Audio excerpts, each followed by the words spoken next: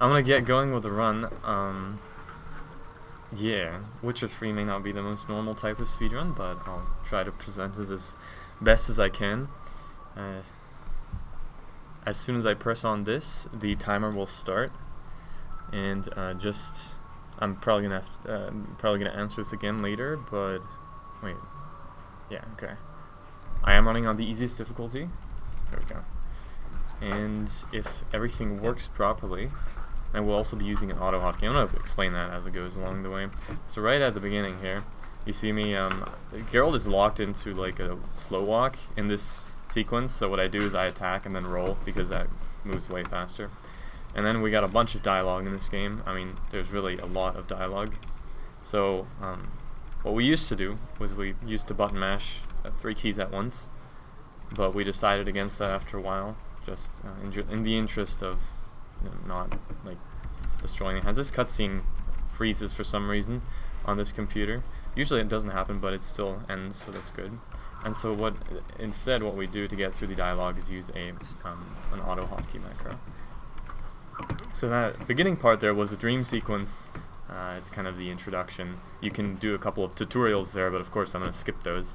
And then you wake up here in the wild, and a couple of ghouls attack you, but you don't actually have to kill them. You can just run away with your horse, get the same amount of XP, and also progress with the quest. And there you go. Now I'm on my horse. My horse is going to be my main form of movement throughout the entire run. It's got a lot of ups and downs. I'm sure you will be able to see all of those.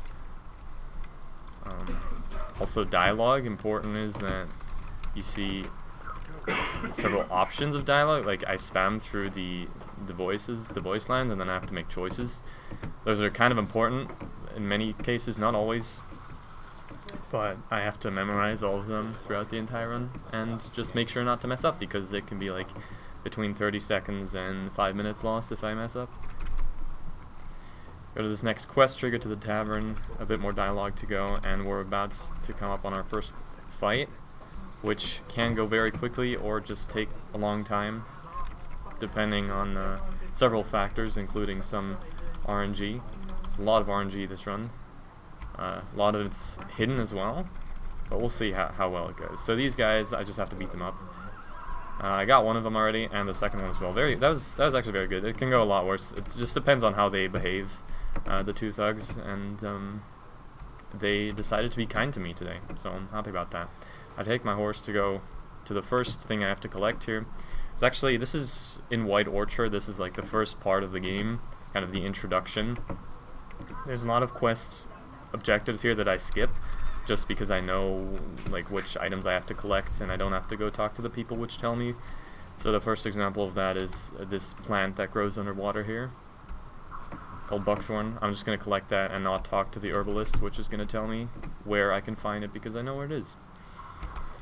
And a neat little time save is to have your horse stand in the water here, so I can just mount onto her directly. Otherwise I'd have to wade out of the water for a good like 5 seconds, because Geralt is stuck in like a slow walking animation when he's walking out of the water.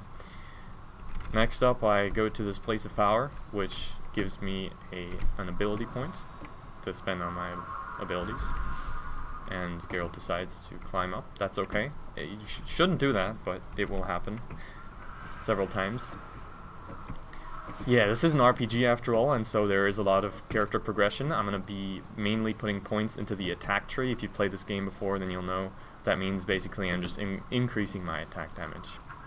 Okay, we get to the first difficult strat in this game, I guess. I don't know, I'm still in combat, so I can't even do it. I have to wait. There we go, we're out of combat. I need to try and climb onto this garrison. If it doesn't work, I'm just going to use the backup strat. The hitboxes are somewhat troublesome.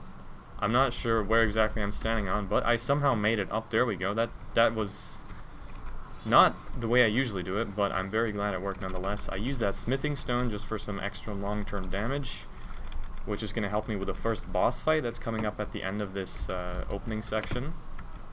I failed to jump over, but that's fine. There's this garrison here which you're supposed to enter through like a gate, but doing that forces another cutscene, and so basically climbing up the back there, what I did, saves quite a bit of time and allows me to use that grindstone, which just gives me a bit more sword damage. And then we go talk to the herbalist. We don't actually have to talk to her here, but we are going to buy these ingredients. Let me just make sure I don't mess up the numbers, and craft a bomb called the Grape Shot, which is just an explosive damage bomb. I'm going to be using that throughout the entire run. My horse didn't actually spawn. The horse in The Witcher has like a spawning mechanism where I press X, and the horse can spawn basically anywhere in the region of the minimap in the top right. So that's a nice chunk of RNG you got going there. The horse can just spawn behind walls, on top of buildings. Actually, that doesn't happen anymore. That was patched out, but that used to happen. So that's going to be determining a couple of time saves. By the way, while we're here, Morhen and Elk are also here. Two people who do not run this game, but they're just gonna be there, seeing if chat has anything. I'm gonna be trying to look at the chat as well, of course. But in case there's any questions, they'll try to get that. Yeah, I can point out. I'm sitting off camera on the Elk, by the way. And if you guys have any questions in chat, we can read them for Trigger. And yeah. And I don't know if it's possible to hear me. You guys can say if it is. Probably is. The microphone should pick that up. Okay, here I'm running off the edge of the map. You can see that by that message that's being displayed. And it allows me to fast travel to the signpost when I do that, so it's kind of a neat way to get back to the next objective without actually running all the way there. It's a big time save. I've basically just been collecting a bunch of items and information here to fight a Griffin, which is a big monster. Geralt is a monster slayer, of course. We know this, and he has gotten a contract to kill the Griffin that's in this area. It makes sense that that's the opening, because that's his profession, and so now we're coming up on that Griffin fight. It's a very big factor of how good the first split of this run goes, this Griffin fight. Let's see how it goes. First though, let me assign some character points here and equip my 2 potions. I'm going to be using potions a lot. Vesemir spawns here. This doesn't always happen. Sometimes he has to run all the way here. If you're fast enough though, he spawns there, and that's actually really useful. It's a big time save. Okay, there we go, Griffin fight. I used, alright, not the optimal way, but so basically what I need to do in this fight is prevent the Griffin from flying into the air, as I did. So the first stage, this is a very fast-paced fight. This is on the easiest difficulty. I'm just gonna repeat that. And so the fights usually go very quickly until late game, because that's when you start being massively underleveled and some of the enemies have like inflated HP. But that beginning fight went pretty well. The Griffin is mainly about, like I said, keeping him on the ground. He hit me there, and now he's going to fly up. So what I need to do now that he is in the air is I need to take my crossbow and shoot him out of the sky. There we go. Otherwise he's just going to keep flying around until he feels like it's time for him to pounce back on the ground to try and attack me. So overall, not bad. If I look at the timer, that's a decent Griffin fight for sure. It's a couple of things that could have gone better there, but it's a nice start. We're closing in on the end of the first part. After I killed the Griffin, I need to take the trophy to the people that gave me the contract, the Nilfgaardians. I'm using a lot of signposts to fast travel around, because that's obviously a lot faster than taking my horse. This game is run on RTA, even on speedrun.com. So, the loading screens that comes with fast travel, sometimes they take a while, but usually it's still worth it to take that instead of taking your horse all the way there. And a few questions when you can. Alright, 1 second. Just last thing I do in this region is a small bar fight, which I will very quickly end by pressing Q, which is my sign ability, and that should kill all these guys. There we go. Alright, now we just got a bit of dialogue, and we traveled to another place, so if you got a couple of questions, make sure. One of the questions was if you are German. I am German, yes, but I guess you could say I'm also part American. So. The other question was from a dude named Blunts Moses. He asked if you were still single. I'm not sure. It's complicated. We also I had another question, which is Triss or Yennefer? I can't answer that. Fair It's enough. confidential. But can we get it in chat? Triss or Yennefer? Oh yeah, for sure. Also, Make a little war on that. how and why did you choose this game to speedrun? I'm gonna find the time to talk about that. It's not a very interesting story. It's just might take a couple of moments. Okay. Actually, I can do that right after I explain what I'm doing here. This is just a small sequence in a palace, where I have to follow NPCs, and that's essentially it. There's a small skip I do after this dialogue here. It's very split between Yen and Triss and No, there's more boy. Triss. Let's go. All right. And Shani? No, Shani, of course. I forgot who that is. She's in the Hearts of Stone DLC. Oh, okay. Yeah. So I got ahead of the channel. Like, I'm not allowed to sprint. I'm not even allowed to attack. See, if I try to attack and do what I did at the very beginning, it tells me you cannot do that here. So I just gotta be pushed around by the Chamberlain here, because he walks a bit faster than I do. So it's actually kind of useful. I meant to cut the corner here. I don't know why I was able to sprint there for a second. The game is not entirely consistent, but basically I just want to stay ahead of him so that he never has to stop and wait for me, because that would be a time loss. Is a small advantage in distance I can gain here as well by rolling, because when Geralt falls he can roll, even though that's not intended, and when I'm far enough away from him I get to sprint again, so I just kind of make sure I'm not too far away, and as soon as he arrives at the trigger I'm at this door ready to enter and talk to him. And now I talked about all this stuff and I'm not able to talk about why I chose this as a speedrun anymore. That'd be a Well, point later on, I'm sure. Yeah, right. Usually when I can remember when dialogue ends, so I can already start pressing the direction that I want to walk in. I kind of forgot about it there. I'm going to try to do that as much as possible, because it's just small route optimizations that add up over time. It's quite the long speedrun. So with that, I exit the palace and enter the biggest part of the map called Velen. It's Velen and Novigrad, actually. It's like the city and the country put together. I'm not sure what's going on here. I think it's just a loading screen. I'm not going to be scared yet, but I think we just have to. This loading screen takes a while, and sometimes they don't show up on this, just like the first cut. Yeah, there we go. Question about difficulty. It's, yes, which difficulty I'm playing on? Yeah. Easiest. Yeah, he's playing on the easiest difficulty because it's the fastest, and also it's not really easy, because still when he gets a little later on in the game he's going to be very underleveled, so it's still going to be quite challenging. Alright, so now that we start out in Velen, first thing I did was equip the bombs that I crafted earlier on. I'm going to use those in a very short second here. And I equipped my Nilfgaardian suit, which has no armor properties, which is kind of strange, but it actually gives me more damage.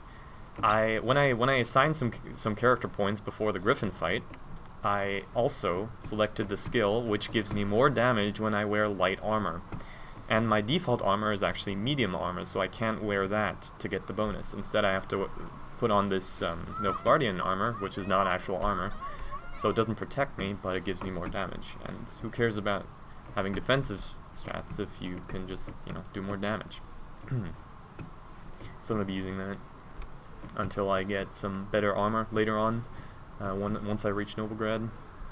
Basically, the way that this game works, or the way that the routing in this game works, is that I do Velen first, then Novigrad, then Skellige, and then whatever the hell else comes afterwards.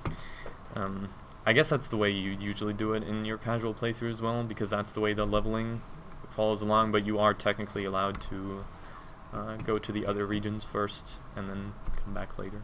Well, that wouldn't make much sense. There was actually a quest, a whole bunch of quest stuff going on. You can see on the marker on my map is telling me to go in the opposite direction of where I am going. I can just skip that and go right to this place. There's a couple of quests, parts of quests that I can skip in this game, but no entire quests. I've tried a lot of things to try and skip quests, but it's unfortunately the way the game is made. I haven't found a way yet, and nobody else has either, to skip any major quests, just some parts. So I gotta do some investigation here. Just point out when you want the questions, because... Sure, yeah. The main point of the game is basically for Geralt to find Ciri, and I don't want to talk too much about the lore. I mean, it's It's not supposed to be storytelling after all. That would take more than 3 hours.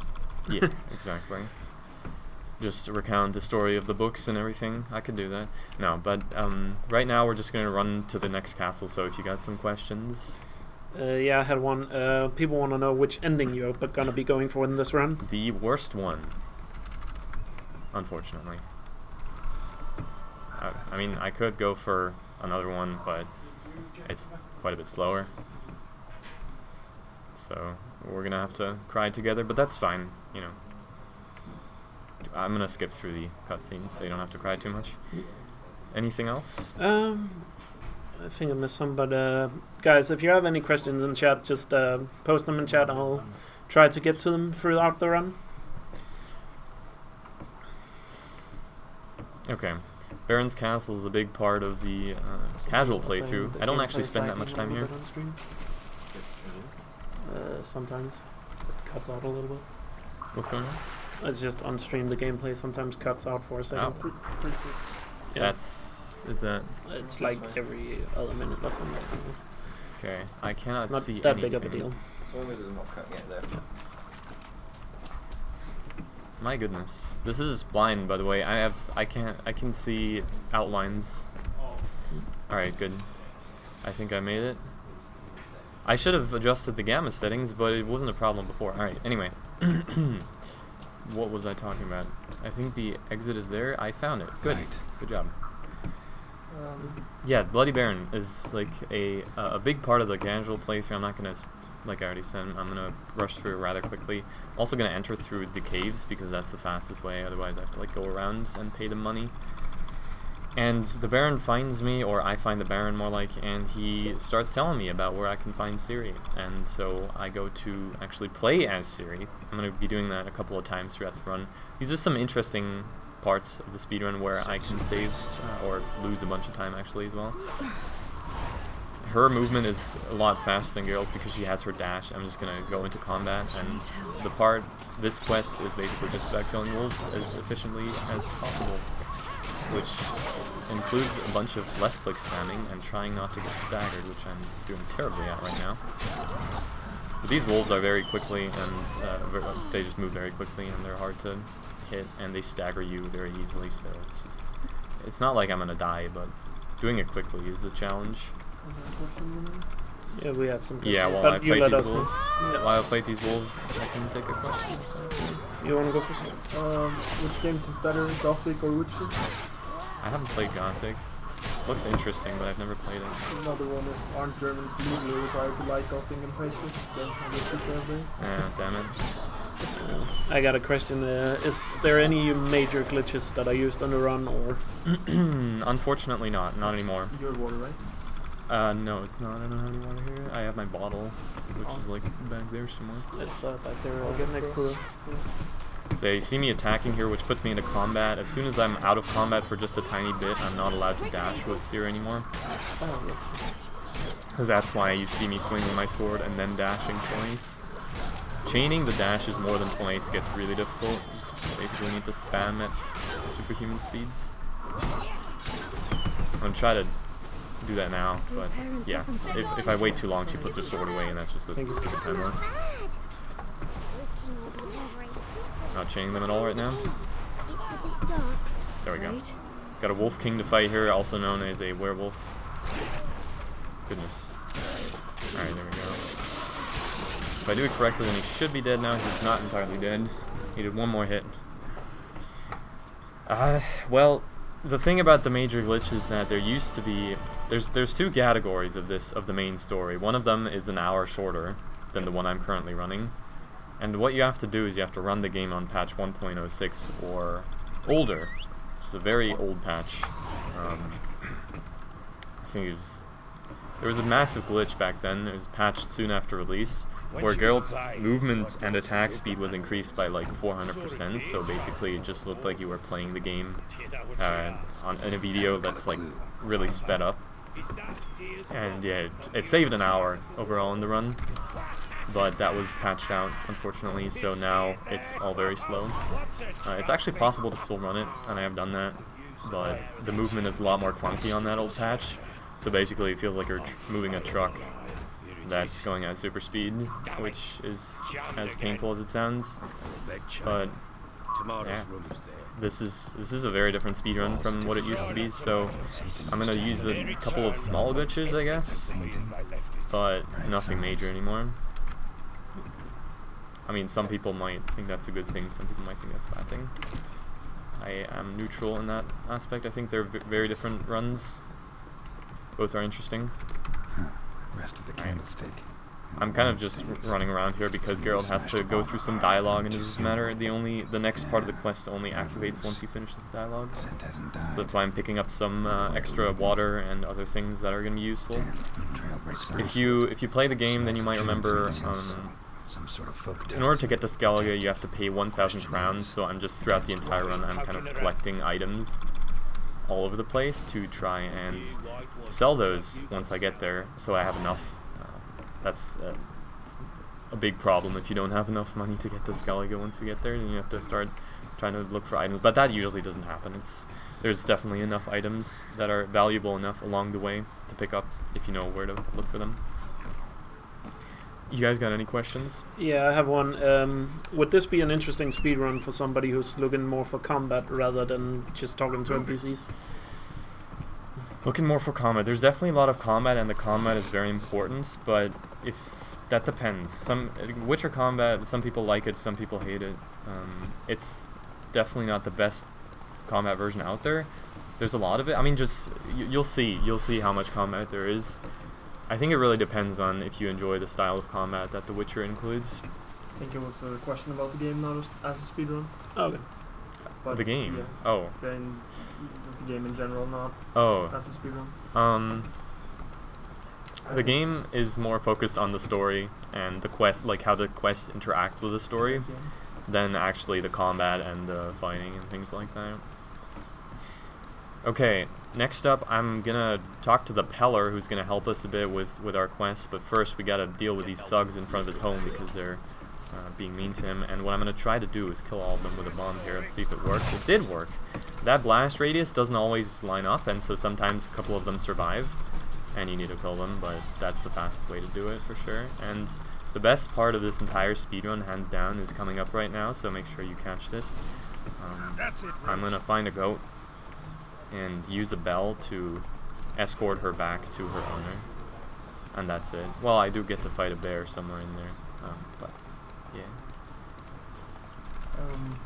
There you are. Yeah, we got a question now, for a couple of questions actually. Can't you take a loan from Vimy Vivaldi if you need the 1,000 gold for Skellige?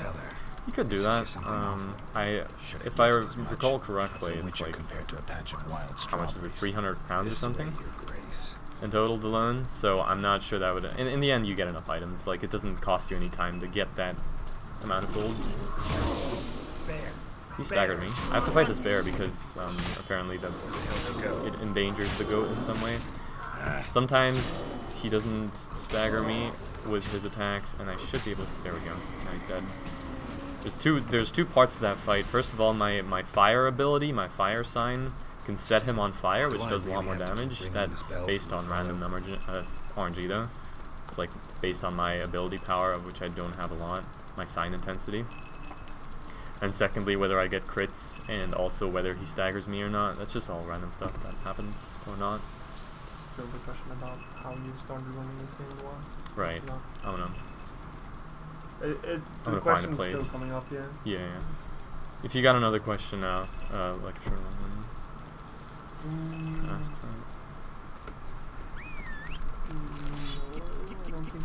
I don't think there were any questions right now, but keep them coming if you have any during the run, guys. Sure, yeah. And we'll try to get to them.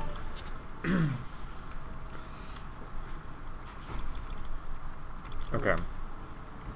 Sorry, yeah. I'm stuck. For any reason to why me and Elk are here, there is no good explanation to it actually. We're good friends of him, so we're here to support him, try to make the job easier. I will say that game looks extremely interesting and good, so it is, but I still have to finish it. Yeah, I'm gonna try to minimize the spoilers by getting through the dialogue quickly here. I've already seen the ending, so don't worry. It's about the journey, not the end. Exactly. Alright, Botchling is a boss fight. Is actually, I guess, one of the more interesting boss fights in this game because there's a skip to it. You can end the boss fight instantly if you do it correctly and if the Lord of RNG is on your side, based once again on sign intensity. Because I'll be trying to knock the botchling into a fence, which should instantly kill it. But first, I gotta beat up the Baron because he's drunk and he is in a rebellious mood, I think, or something. So I'm gonna try and block him and then give him a strong and a fast attack, and that should knock him out. Try and counterattack. There's a bit of dialogue here. Small optimization, for example, I press 2 here instead of 1 because that minimizes the amount of dialogue I have to skip through. And then here comes the fight. I need to set this up. First of all, meditate in order to regenerate my things. Equip my bomb and my Ard sign, which is like a knockback sign. And then attack the monster. Throw a bomb at it to try and stagger it, and then run to this pile. And it did not die. When it's in that animation, it's supposed to die, but it didn't. So I'm going to try to go for the backup here. Let's see if that works. It did not. Alright, so I'll just have to fight this normally. That's unfortunate. Usually when he's lying on his back there on the fence, that would instantly kill him, because it's like a state that the monster's not supposed to be in. So now I need to actually use my Axie sign on him so that he does not... The second part of this fight is always more difficult because he like unsheathes his claws, which he did anyway. Just wonderful. And they act as thornmail, I guess. They just damage me when I attack him. So using Axie retracts those, makes it easier. I'm close to death here, but that's fine. I'm usually close to death. There we go, he's dead now. So if the rays don't do something stupid, I should be fine. Again, this goes a lot faster when you're able to instantly kill him, that makes sense, but I did not mean to talk to the Baron. Sometimes important NPCs, you accidentally talk to them, and then you have to like cancel out, and then you press the wrong button, start playing Gwent with them, and you lose 4 minutes, and you're actually enjoying it because you're playing Gwent. But what happened there was actually good RNG, because the botchling, monsters in this game, when they die, they drop loot. That one has I don't know what the chance is, but that one has a certain chance of dropping a red mutagen, which is, you just think about it as a damage boost if you don't, as a damage boost if you don't know what it is. And now that I got that, I'm actually going to be able to skip a fight that's coming up soon, or in like about 15 minutes, which would give me an assured mutagen drop. So that's nice. That's good luck right there. If it doesn't drop that, I just have to fight another monster, which I don't have to do now. Anyway, I'm gonna probably meditate here, because actually I'm gonna just regenerate with food because I don't want to meditate and waste alcohol. And the final part of this botchling quest is me following this guy, or him following me, more like to a ritual place where we're gonna try and locate the family of people. It's quest stuff. You don't have to know that. You got any more questions? This is me just basically running in front of... people asking, is the DLC anyway in this run, or... Because I know they are both separate runs. But do they affect the run in any way? They do not, apart from the fact that it's just, I'm playing this on Game of the Year edition, so 1.32 actually, which has both the DLCs, but it doesn't change anything about the run. If you want to watch Triggerino do Blood and Wine, he did that at ESA November, so I would recommend checking out that video if you want to see that done. I guess I can point out that both the DLCs are both under an hour for each speedrun, so I guess if you wanted to do Witcher runs, that would be a good way to start, because it's like a short introduction. Also, are you looking forward for Cyberpunk 2077? Definitely am. I think that game looks really amazing. I'm going to play it casually at first and then decide. Maybe it's a good speedrun, who knows? Could be. Could be. Sure. No, I would never get fed up with chat, I love you all. We could do a few donations if you have time. What is We this haven't done that place? yet. There's none. There is none, yeah. They'll pop up here. I feel right at home. Next part Terrible is things happened here of yore. there's gonna be a lot of This wraiths day, spawning. None dare mention the name. I'm not gonna focus on killing them. I will try to kill them, but it's not the most important Ready. part. The fires. Watch So them. when I fail to kill them, Nothing bright you know, it's concern. not because I'm it is because I'm bad, but in reality, it doesn't matter. I just need to keep these fires Damn it. alight, and so that happens twice in a twice in an interval of like 30 seconds. One of them is gonna go out, and I just need to put them on again as fast as possible, because that's what progresses the quest. So now I'm just gonna try to not get killed by these guys, and kill as many as possible, so they don't like block me when I try to reignite the fires. Quite a few of them. Since this is the easiest difficulty, I'm not gonna have too much trouble. Okay, let's see which one goes out. It's actually this one. Which one of the three goes out is always going to be random. And if you're unlucky, then on the second stage, 2 can go out, and that's just a stupid time loss. Oh, did not mean to actually dodge there, but that's fine. So right now, after this voice line, the next one's going to go out. Oh, it's actually going to be this one, and I can instantly... That's very good. That's lucky. Me standing right in front of the one that goes out. That doesn't always happen. Alright. Got past that part. Ooh, I picked up some items there. Did not mean to do that.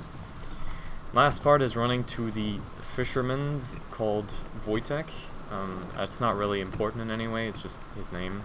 And he tells me some information that I need. And after that, I visit Kiera. Which, again, if you play the game, you'll know that that's a very interesting part of the quest. I'm not going to go for a side quest, though. I'm just going to visit the ruins with her. Try to get through that quickly as well. Got any more questions? I'm just riding around on my horse for a bit. Not a question, but a statement. Statements. I have 260 hours in this game and never ever seen that place. That place? Which one? The one you were just at. Oh, I yeah, guess. yeah, that depends. Like, that's... If you want to go to that place, then you have to be evil, I guess, because that's the evil choice when you choose how to deal with a botchling, so that makes sense. If you're a kind-hearted video gamer, then you don't want to go for those decisions. I also never went for that when I played this game casually. Always tried to save the botchling instead of kill it. But for some reason, all the evil choices are faster. Almost all of them. I don't know. That's some kind of developer trend. I don't know if I like it. Alright. So Kira's coming up here. I'm gonna need to... This is an interesting part because it requires me to have like orientational skills. I'm gonna travel here, call my horse. Let's see. Yeah, she actually spawns. I thought she spawned on top of that. She didn't. Roach is a she, by the way. Just a fun fact. So I need to run into this forest and find the hut of Kiera without actually having any guidance to where it is. I keep messing this up and going in the wrong direction, but it's just kind of hard to pinpoint because everything looks the same. Let's see if I manage. This is oh, I can actually see the hut in the distance already. That's interesting. I've never seen it before like that. Just kind of peek through the tree tops. There we go. There's a little assembly here. Oh, I ran into a wall. We enter the hut, and I get forced to slow walk again, so naturally I'm going to attack and then do my roll. Examine this skull, because that's what's going to open the portal to her little... well, I don't even know what to call this. This is like a spa, or a pool. And we talked to her for a while. Got any questions? This is just a bit of dialogue going through. I don't think there were any specific questions about the game. Alright. Right now, but if you have game questions, guys, make sure to put them in. Yeah. The other questions will be ignored. Don't tell me to dab. Oh, yeah. Yeah. That's a good question. A lot of people in chat want you to dab, though, Marcus. Not sure I like any of Interesting. Interesting requests. Okay. I skip an entire part here. Usually you get teleported, but if you just run around, you skip the trigger. I'm gonna ignite that nest and throw a bomb at the second and instantly progress through this part, which is nice. You skip around like 4 minutes, I guess, of just quest gameplay, which is completely unnecessary. I have a question. I have a question.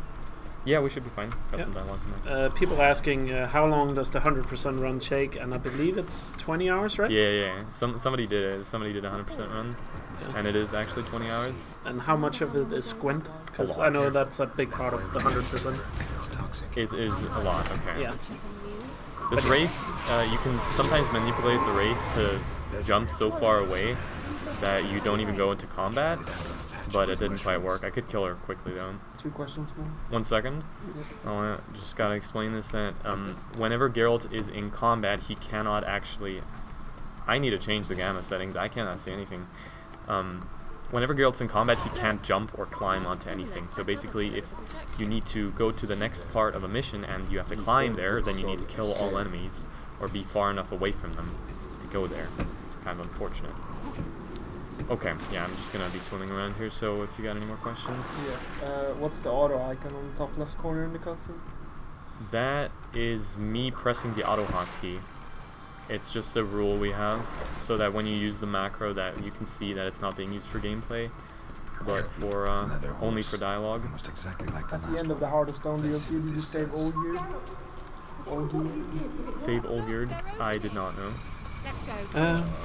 Does 100% run include all Skellige treasures?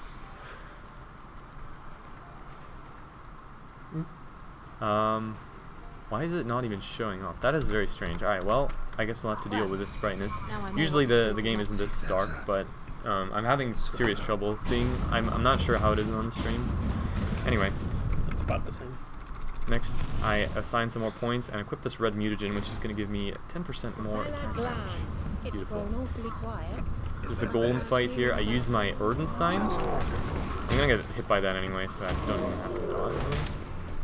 And the Erden slows him down so much that I can usually hit him in between attacks. Try to stay behind him because he's gonna go into a defensive state. Actually, he didn't go into it at all. That's okay. But yeah, you want to try to stay behind the golem because sometimes he goes into like a defensive stance, and the only way you can hit him there is from behind. That was a decent golem fight for sure. That's so. We have a donation when you have time. Next time. Yeah, we can do that now. Do you want to text us me?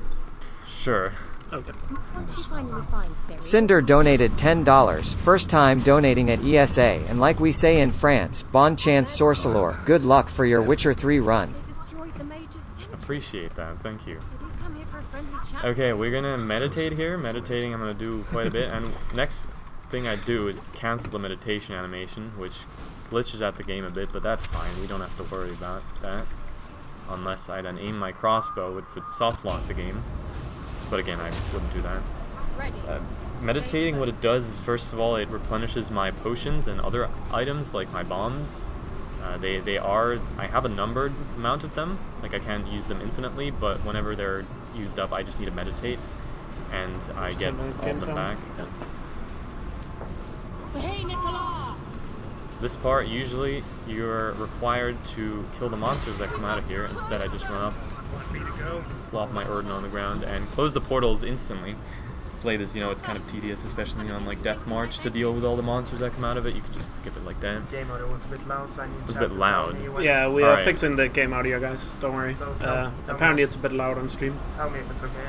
Yeah, we have changed it now. So can you point out if it's better, chat? And, That would be much appreciated, yeah. Yep. Let's run a speedrun the Witcher books. I will do that just for you. Alright. New speedrun. But you have read all the books, right? I have, yes. And you recommend them. I can very much recommend them. Very good books. It's basically required if you want to speedrun this game. You don't get to submit to speedrun.com unless you The complete a donation quiz. announcer was loud, so I guess we That just you've read all of read them? them Okay. instead. That should be the best of audio also, right? Yeah, but don't change it. We'll just read it instead of text-to-speech. Oh, wait. Text to speech seemed fine. Yeah, You the turn text-to-speech that down. was loud on stream. Yeah. Is this game audio?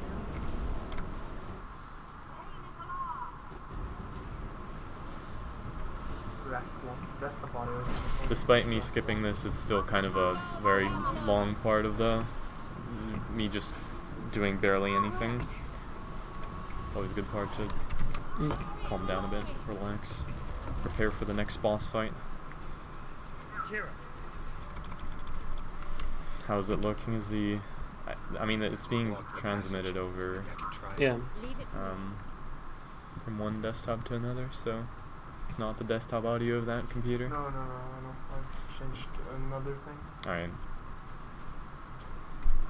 I drink some more water here so I don't die in boss fight. It usually doesn't happen, but it does do a decent amount of damage. Oh, What? you changed the thing. He awaits us. It's back now, but for a second that was the desktop.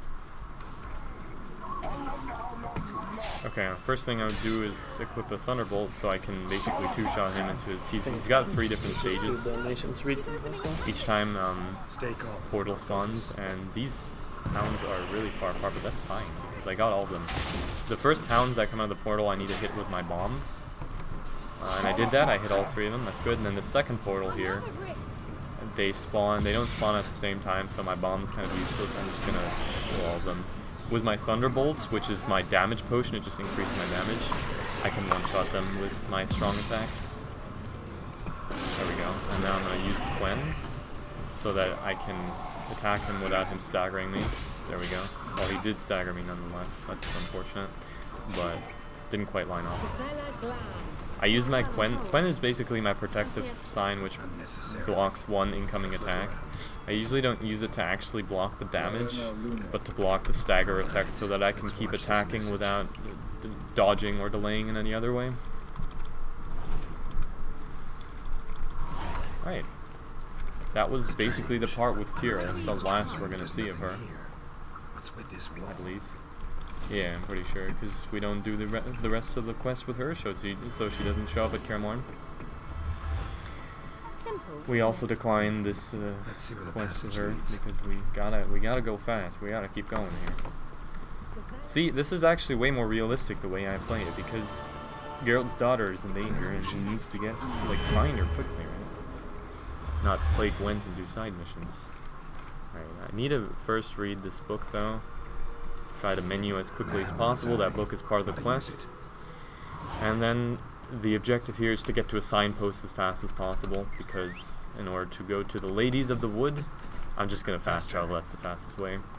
I used to drive to that island, which is on the other side of the lake, with a boat, and go to the signpost there, but then this was found that there's a signpost actually quite a bit closer. Hopefully my horse won't stop. There we go, very nice. Sometimes Roach gets very scared of steep edges, and she stops entirely, and then you have to wait for her to start galloping again, so that's always a frustrating time loss when the horse just doesn't want to go. Horse movement is a lot faster than boat movement for sure though. Yeah, but just blame Roach, like Exactly. everybody else does. Yeah. We do that in Crashles. Blame Roach. Are there any more questions? Yes. Yeah, go. Which is your favorite Gwent faction? I think Nilfgaard's pretty cool, but I only really played Gwent in one casual playthrough, and I mainly just stayed with the Northern Realms then, because that's that's the default deck, has the most cards from the beginning and everything. I got stuck there. Many of these bushes and trees have terrifying hitboxes for Roach, so she gets stuck trying to run through them. Also, I haven't really talked about this, but you see horse stamina at the bottom. If you lock, I'm not touching any movement controls, I'm just holding down the shift key to gallop. If you do that, then she auto-locks onto a path, if there is one, and she regains stamina. So basically I can keep galloping if I need to, as long as there's a path around me, so that kind of changes around the way that I route my movement with my horse. Just FYI that I'm actually regaining stamina while galloping, even though that doesn't really make any sense. Okay, the Ladies of the Wood is probably the most difficult part of the Velen part of this game. Everything that comes with them. First off, I'm gonna actually take the wrong path approach. You're supposed to follow the right path. Usually she follows the right path, but sometimes she decides to go for the left. I don't know what decides that. Maybe the positioning, just a tiny bit. But I run through this entire bog. I think my horse stamina should be enough. See, right now there's not a single path around, so I need to use the stamina that I have. And then I enter these 3 huts here. Hopefully without, there we go. Yeah, whenever I enter a cutscene on my horse, I need to get off before the cutscene starts. Because if I don't, then we look at Geralt dismounting from his horse for 5 seconds, and that's not skippable, so you'll see me jumping off my horse just before the screen goes black a lot. Also, big time loss here. If I don't use the right dialogue choice, I need to press 1 and then 2 instead of 1. Because if I press 1, then I have to play a game of hide and seek with 4 children. It's just fun, for sure, but not advisable in the speedrun. And then I'm going to actually eat some more food, because I'm about to fight a couple of monsters and I just don't want to risk anything here. I will attempt to kill or attack one of the monsters from my horse, because that's going to knock her down here, this water hag. Doesn't always work though. There we go, very nice. Sometimes it just doesn't want to actually knock her down, and then I can instantly kill her from the ground. Doesn't matter how much HP she has, and then kill these 2 drowners. Hopefully without them dodging my attacks too much. Drowners are very good at dodging attacks. If Johnny's real, Then I have to examine the prince. Roach is really far away, so I'm just not going to use her to move to the next part, even though there's a lot of drowners here. Basically, there, if your horse runs too far off, then you just want to run to the next part. Because remember that mounting onto the horse and dismounting is always takes time. So the longer the distance, the more worth it is to use your horse. If it's short distances, then you have to determine whether it's actually the right choice to mount your horse, or even call your horse, because that adds more RNG to whether that works or not. I am using my wrong sword. So what happens here is that, if you remember, I just ran through a group of bandits with my horse when I said that the horse should have taken the other path. Those bandits like aggro me and follow me all the way here, which doesn't really make much sense, but that's why Geralt automatically pulls out his steel sword and does 0 damage to the monsters. I'm gonna go for this. This is trying to climb up a mountain, which barely works in this game. If it doesn't work after like the 3rd try, I'm just gonna use backup strats, but I think I got it right here.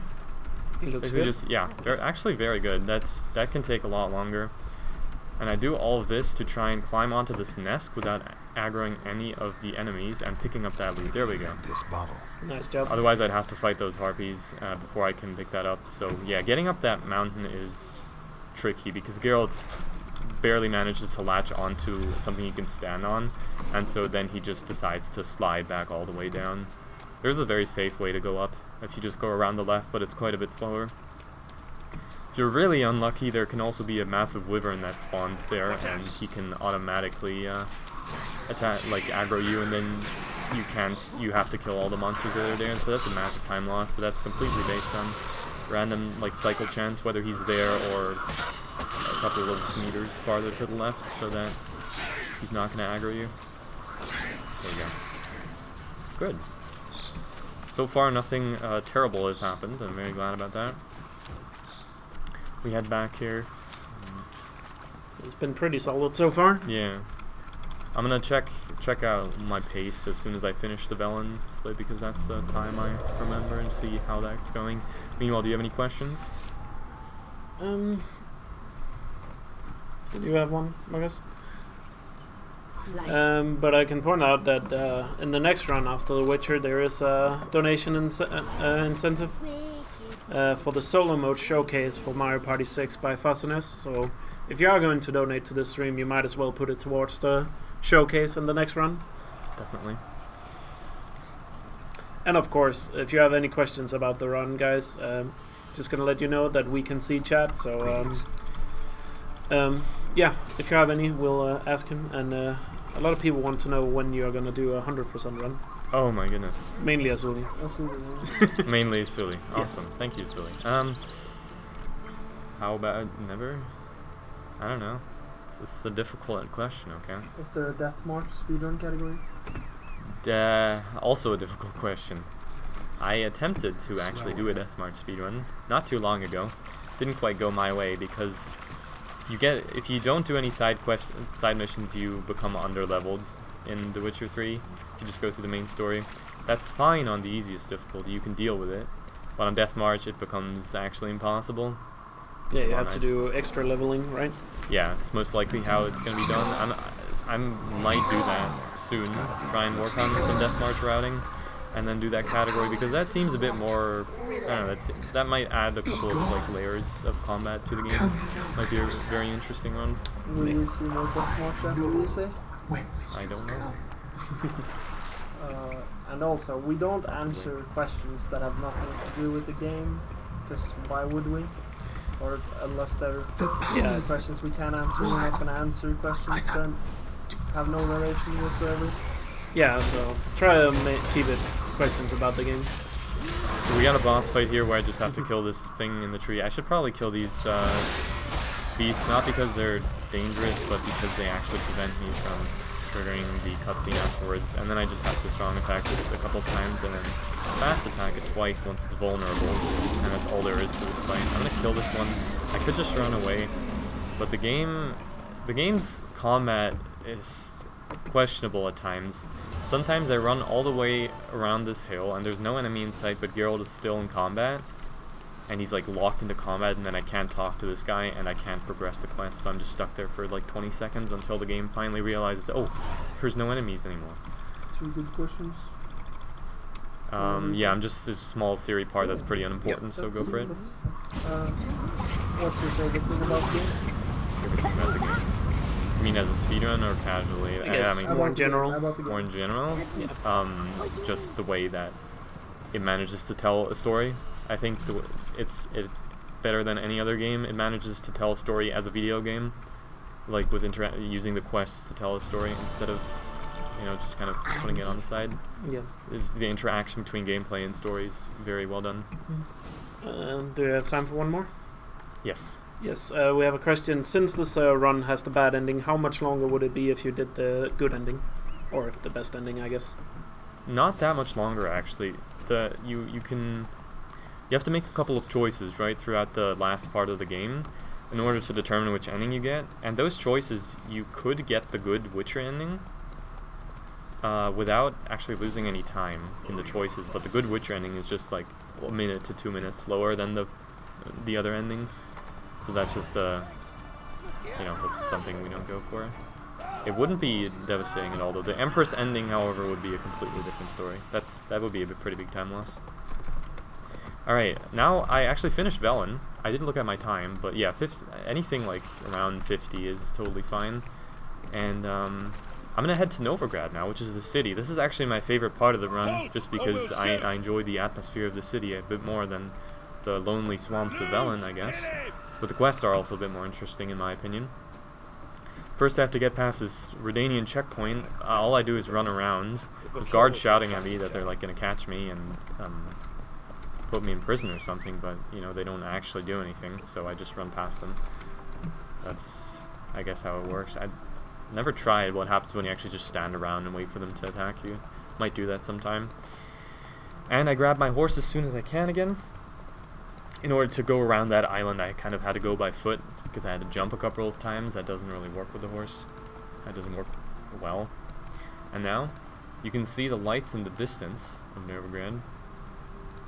I'm going to make my way over there, and I'm going to enter to the, on the right side of the city, but I'm going to go there here, very far on the left, because I need to uncover a signpost. The way that signposts work is that you can fast travel to them if you have been near them, basically. So that's what I'm doing here. I went too far to the right. I need to unlock that one, but that's fine. It's still very worth it to go there and uncover it. It doesn't save time until like in 2 hours, but then it's going to save quite a bit of amount of time just that I have that. After that, I jump into the water and collect those crates there because they have some good armor that I will be using for the rest of the run.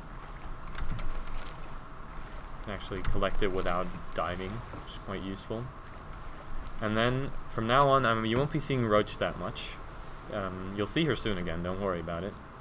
But for now I'm going to be running a lot on foot because the city has speed limits, I think. I don't really understand why you're not allowed to gallop. It makes sense, of course, but I just wish that you could gallop through the city. You get to run instead, which is about the same speed as trotting. So I'm not going to deal with the horse at all as long as I'm in the city. First place I have to go to is the main square called Hierarch Square, where I'm looking for Triss. You know, I mean, that person in the war between Triss and Yen. There's 2 cutscenes here in the square, then I have to go look at her apartments. I have to do a lot of running around and switching between quests in the Novigrad section. I'm gonna be going back and forth between looking for Orson Jr. and for other people for manga, trying to. But gotta make sure not to press 1 here, otherwise I fight these guys. That's just one example of where dialogue's kind of important. Yeah. This is, I guess in Novigrad, the hardest part is remembering the routing. First off, Shakespearean language. First off, I'm gonna go look for Triss, but I want to talk to this guy. Usually you can just spam E while you're running under him, and it interacts, but I guess right there I wasn't spamming E fast enough. And then I run a while to get to the next part. You got any questions? No, sorry. Alright. I was just reacting to something. My bad. Okay. We go to this place called Putrid Grove, which is like a place for outcasts, I guess, because the city is kind of being overtaken by an evil cult. Knock here. We get the password from that beggar, and we get to enter, and we find our person of interest behind that door. That's good. And do a couple of things with her. After this, yeah, there we go. Now I should be able to. What's your arrangement? Start running again. Using you? So we had chat's favorite girl. You got the question again. Which is your favorite out of the 2? Well, again, that is classified information. I cannot reveal that. I'm having a loading screen here. I'm not sure why. There's nothing that should be loading here, but let's see if the game crashes. But I can happily answer. I'm on Team Jennifer. Happily answer. Believed it. But I don't know I what to can think see a of lot of this. people in chat differ, because it seems like a lot of people prefer Triss. There we go. That took a while. Alright. There's not supposed to be a loading screen there, but I assume that just the way the setup works is gonna have some surprises in store for us. See how many there are. Okay. We enter the sewers. There's a lot of sewers beneath Novigrad. I don't go there too often, but here's one instance, I guess. I don't also spend much time. The Drowner here, which is relatively high level, so it actually takes me a couple of hits to kill him, as opposed to like the Drowners before, which I could 3-shot. Open the secret door, collect these items. There we go. You saw some cavalry boots there, which I'm also going to be equipping for extra protection and more damage from my light armor. Even though I do already have light armor boots, it's just my gloves that are not light yet, so I don't have the full bonus. I gotta go diving in this river, which supposedly is pretty dirty, but it actually looks kind of clean. Get that leather sack, and also there's a chest there with some alcohol. I talked about this earlier when I talked about meditating, but you need alcohol to replenish your alchemy items when you're meditating, so as long as you have that in store in your inventory, you're fine, but I just gotta make sure I have it throughout the run. Here I climb up instead of using the ladder. That's a lot faster, actually. Make sure I have my grape shot equipped, and we need to patch up some rat holes here. There's a rat problem in this warehouse. Look for evidence of rat activity. Actually, a small cutscene skip here. But rodents. I patch up these 3 holes, or I put bait there rather, and then if I just wait for Triss here, it takes a while, and there's like an extra cutscene, but if I run all the way to the door like I did there, I skip ahead to talking to her. We're about to be attacked as well, but I use my good friend the grape shot here to accidentally roll. Then kill all of them at once. The roll was not intentional. I collect all their items because they have swords that are quite useful for me. I'm gonna have to check now which one has the best stats. Spending a couple of seconds in the inventory. First of all, equip this, last, and those. And then 17, 12, and 12. It can be up to plus 40 damage, but 17 is it's still not bad at all. I gotta say, this armor, this tunic that Geralt is wearing is not the prettiest, but unfortunately we'll have to deal with it the entire rest of the run because that's I guess the best solution we have for armor. It works. It's not the best, but it works. Alright. Time to check the attic. Equip Ard prematurely because I want to break through the wall here with my telekinetic ability as fast as possible without hesitating. Pick up 2 items. Here we go. Drop back down. Read this item with the hotkeys so I can progress the quest. Pick up that alcohol while the cutscene is triggering.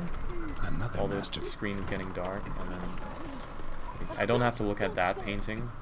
I can just keep going. Drop down here into the basement. I'm gonna open that. I don't need that yet. I actually need that in like 1.5 hours. That opening, but it'll be useful to have that. It's more convenient for me to open it right now than any other time. So what I'm doing right now is just trying to find people. This game is basically just Geralt finding people, and I use the help of a dreamer who is locked into like a nightmare in this house by a godling, who is I guess a semi-magical small creature that's not actually harmful, but she can be mischievous. And so we save the dreamer from the godling, make a deal with the godling, and then we go talk to the dreamer. While I'm running along here, anything else that came up? Not really, I think. Okay. Unless you have something? Not really a question per se, but yeah. Yeah, people think, do you think there will be a Witcher 4, or just a more general question, I guess? I think there could be. There could be, but I don't think it would be a sequel to 3. Definitely not. Geralt would be left out. Yep. That's like 100% Maybe some almost. prequel I mean, he side might, stuff. yeah. Yeah. I think if anything, then a different Witcher or Ciri, both of which could be really interesting, because they've made statements about it before, right? They've said that that's like their CD Projekt. That's their identity, right? That's what they've been working on for the past over 10 years. Roughly, And so they don't want to just abandon it, but it was supposed to be a trilogy, so they don't have any plans for it specifically yet. I think if anything, then it's going to be in a couple of years. They're going to bring that out.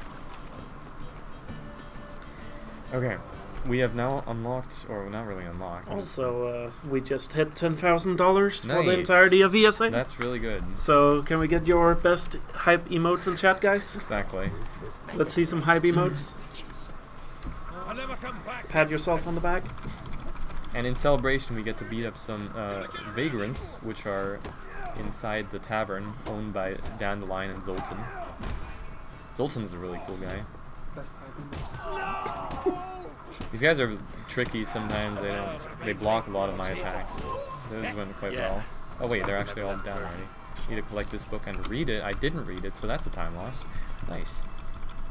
I want to try and read the book before the cutscene triggers. I didn't quite manage that quickly enough because I didn't realize that the thugs were already all knocked out.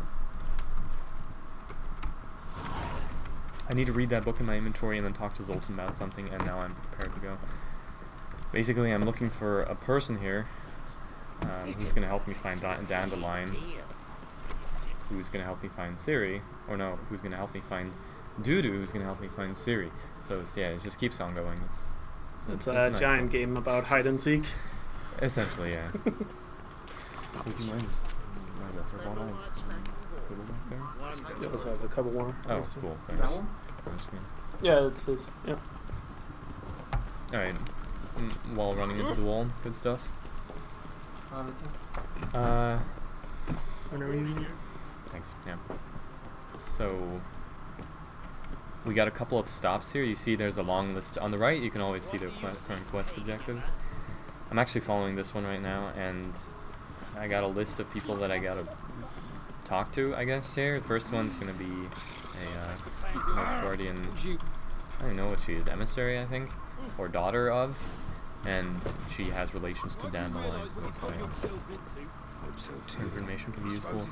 But we find out that she's looking for a new swordplay instructor, and so I kind of pretend that I'm the swordplay instructor in order to talk to her. Otherwise, the guard would not have let me in. Alright, there we go. It's actually good that I got a hit off on there. What I'm going to do here is just going to block her attacks and then give her 2 strong attacks, and that should get her. Yeah, there we go. She gets to half HP. The first fight ends. I'm going to fight her a second time, though, because she's in a quarrelsome mood, apparently. Wants to test my ability as a swordplay instructor. So we just got to beat her up twice, but that's fine. This is not a very challenging fight, but just got to make sure that the timing is on the counterattacks.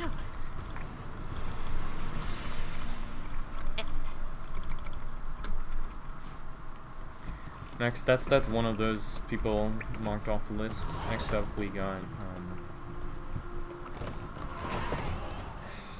just a person who's important, and also we meet a Nilfgaardian general here. This is another really important, No problem. dialogue choice there. If I wouldn't have pressed 2 and happy to go with you, I would have had to go there all the way on my own. There's no signposts near, so it would have taken me like a good 3 minutes or something. Got a long loading screen here because we're traveling far. Another important dialogue choice. If I would have pressed 1 there, I would have gone into a horse race, which is fine and all, but not really what I want to be doing. And the thing about messing up a dialogue choice like that is you can't like cancel out of the horse race. You're forced to either finish the horse race or reload your last checkpoint, and often the beginning of the horse race turns into the last checkpoint, so you're like it's an unwinnable situation. You're kind of stuck in that, so that makes the dialogue choices even more important. Anyway, travel back. I was kind of outside of Novigrad there in like a region owned by someone, just a little bit farther away. So I teleport back to Novigrad and talk to these people. It's the last person I have to talk to. Actually pay to get those thugs away. There's just a couple of ways to deal with them, but that's the best way, and it gives the most XP without having to attack them and kill them. So now allowed to use this back entrance to the tavern. I'll be going through there quite a couple of times. Talk to Zoltan. And now we're actually on to the person we want to find. Finally. It's 3. You can see in the top right, you can see the in-game time, like the in-game time of day. It's 3 a.m. before I fast traveled, so now it should be around 5 a.m. I need to enter this tavern when it's night, so I'm going to meditate all the way to 11 p.m. exactly. Actually, I can't cancel out here before, because this is going to line up some night and day cycles later on. If I go later or earlier, it's not going to line up like that. It's a beautiful song that Priscilla plays there, but we kind of sit through it very quickly. Alright. There we go. Now we get to... That was like the first big part of Novigrad. Now we meet the character called Siggy Rubin. He's a pretty cool guy. First, some more character point assignments. We got some questions whenever you have time, but yeah.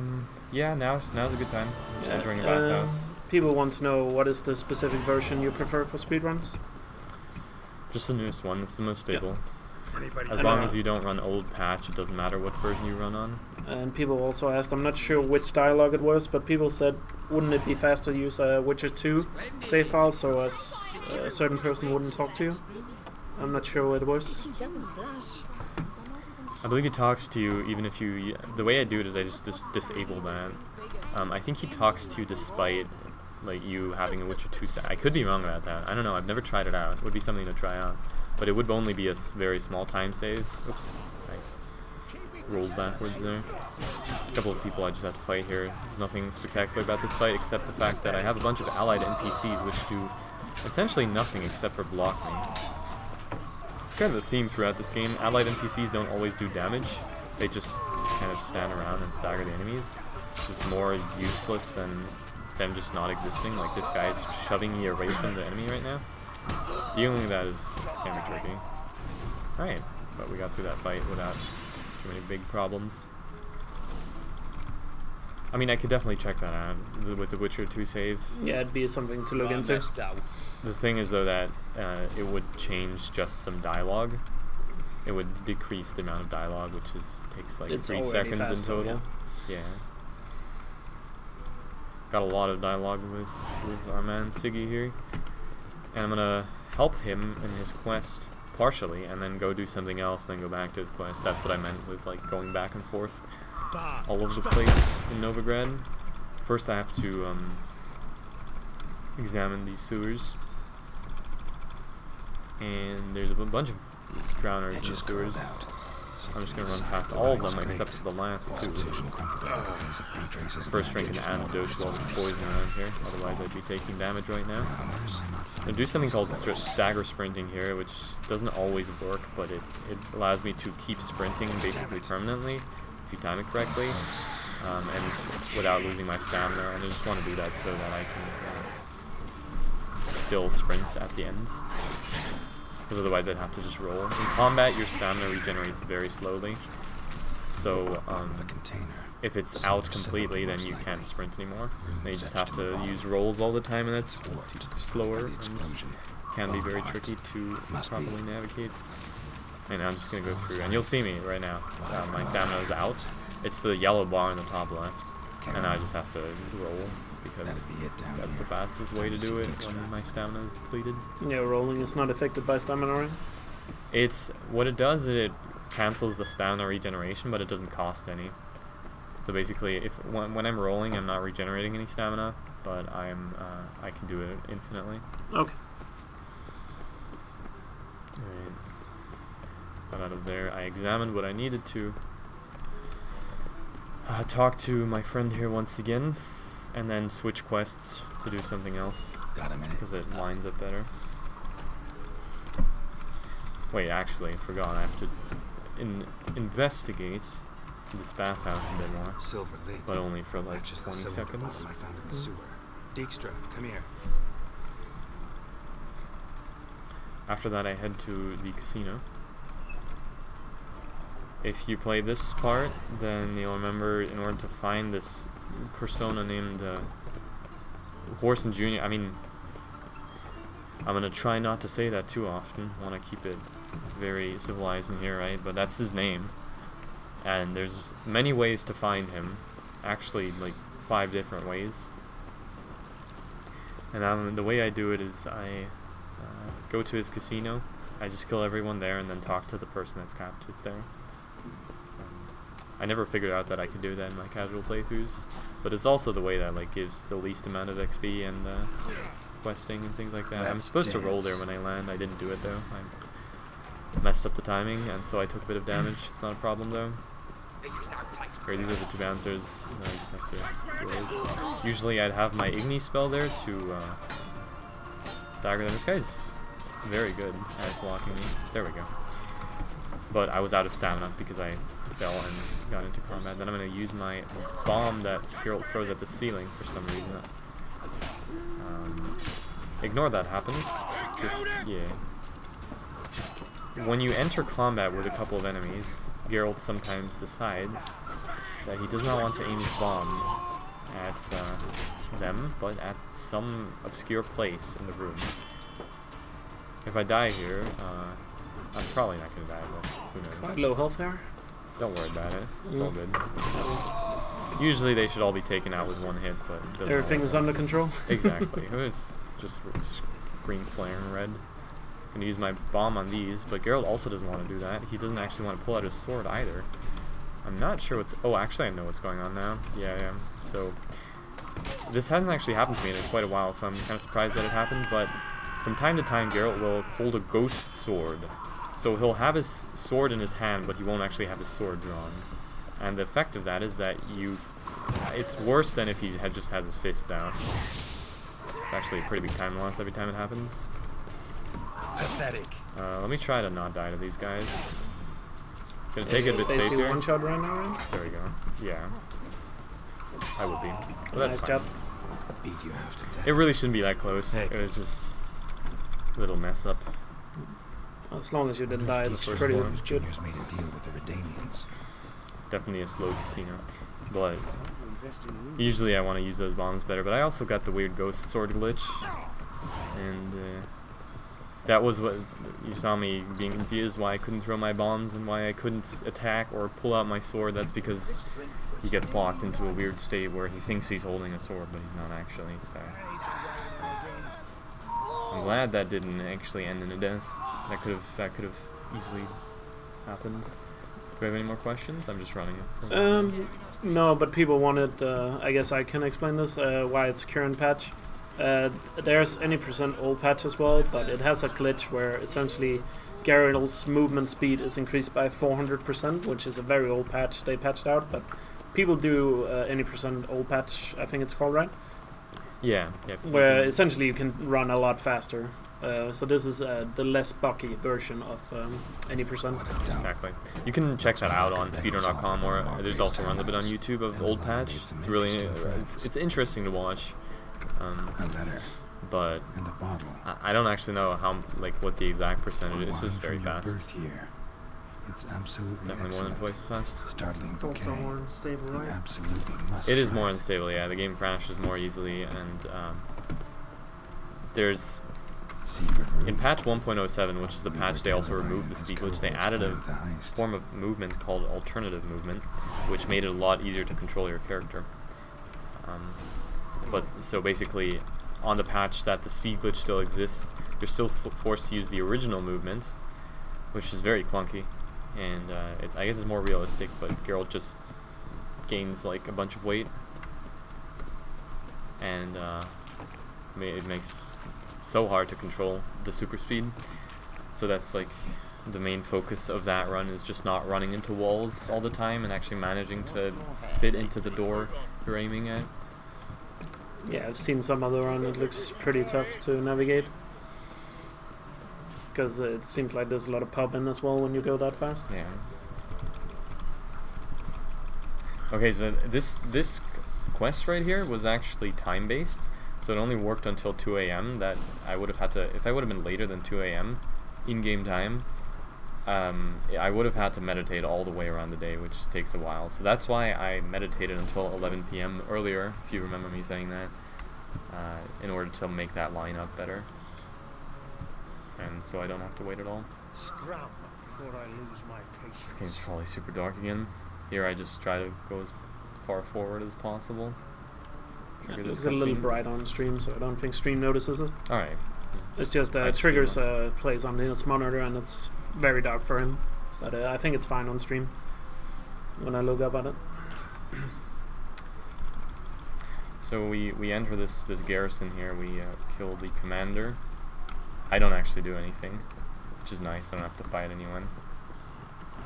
And then I leave to the back door. That kind of completes this quest. And next up, we talk to our friend again. And this is the reason I do the quest order like this. It's just that now I can talk to him instantly to start the next quest. Otherwise, I'd have to go fast travel to him, like right there. I went out of the dialogue and then went right back into it. Now I run to the port signpost. I'm going to use that several times from now on throughout the entire run. And I'm also going to use it right now to teleport to Vernon Roche. Probably remember him as well. It's right there. And since, if you remember, this is actually where I left my horse the last time I used it. After that little sequence where I did not want to start the horse race. And so she's still loyally standing there waiting for me to return. Didn't even have to call her. That's actually a pretty cool part. And we just got a long sequence of running to the next mission now. Gotta make sure not to run into this wall. And my stamina is gonna get really close here to 0, but if I routed it correctly, then I should be able to make it to the path without running out, without ever stopping to gallop. Let's see if I manage this time. Looks like it's gonna be very close. There we go, nice. No worries at all. We got any questions? Not right now, but just a reminder, chat, that we are capable of seeing Twitch chat. So if there's if there's any questions about the game, please put them in the chat and we'll answer them. And we just got one. If there's a 100% category, I don't think it's official on speedrun.com. No. But there is people that have done 100% of the Witcher fee, and it takes roughly 20 hours. And it comes down to a lot of Gwent gameplay. Yeah, the thing about 100% is that The Witcher has no built-in percentage counter. So basically, you just kind of have to count the amount of total quests and items and collectibles there are, and just go. There's no official 100% where you can look at the game screen and it says you have completed 100% of the game. Unfortunately, but you can make an elaborate set of rules to make it an official category. Say that you need this, like this list of quests, this list of alchemy formulas, things like that. Just very long, and it's so much Gwent. You really have to enjoy card games if you want to run that category. Yeah, Chad is pointing out Gwent speedrun sounds lit. Gwent speedruns, I don't know. I mean, I've seen people speedrun Hearthstone, so I guess anything is doable. Yeah. That's a fair point. There's like a villa here that I have to enter of the named person, and I should run around the side, but I can also kind of run onto this and then jump over the fence and get right in there. I skip a cutscene and like a fight. I skip a couple of things with it, which is quite convenient, and it's better because I don't have to run all the way around. I have to kill the guys in the courtyard. These guys are actually really badly positioned, so I'm going to wait for them to come over here. We've got an archer over there as well. Gotta deal with him before I can enter the house. Is he still there? Yeah, he's still there. Alright, well, we'll deal with it like that. And we've got another contester. Actually, he's from the back. Yeah, okay. So I need to kill everyone around me to be able to enter this door, otherwise it just won't open.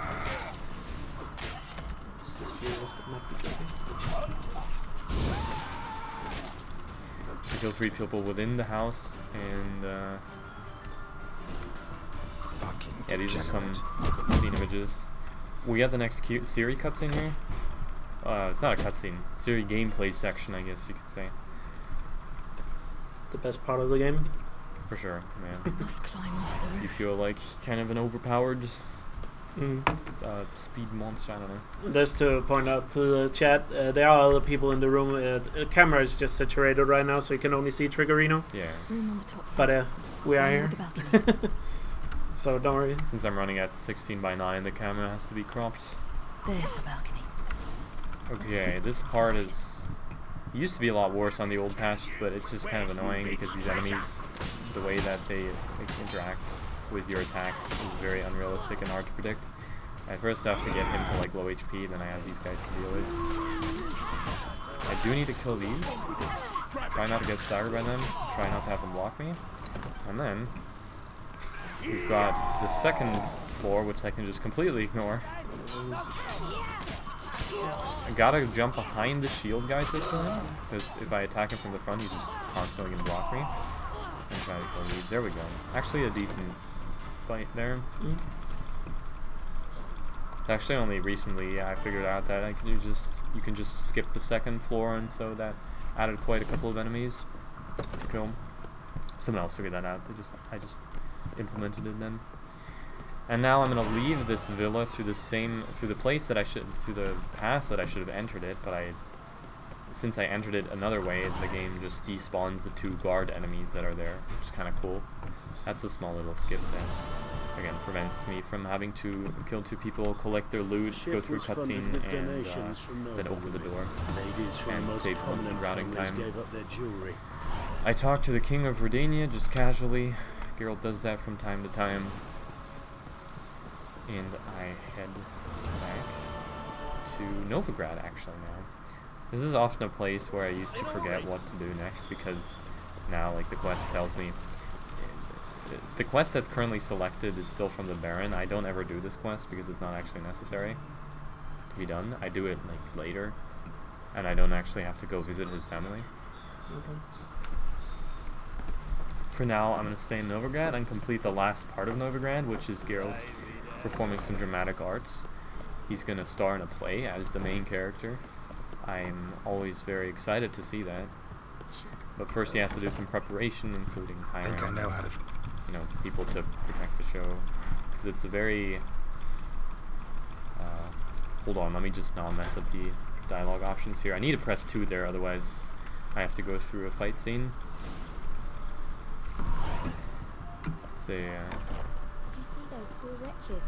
It's a play that has very interesting ideas, or the words on the tip of my tongue, I can't think of it.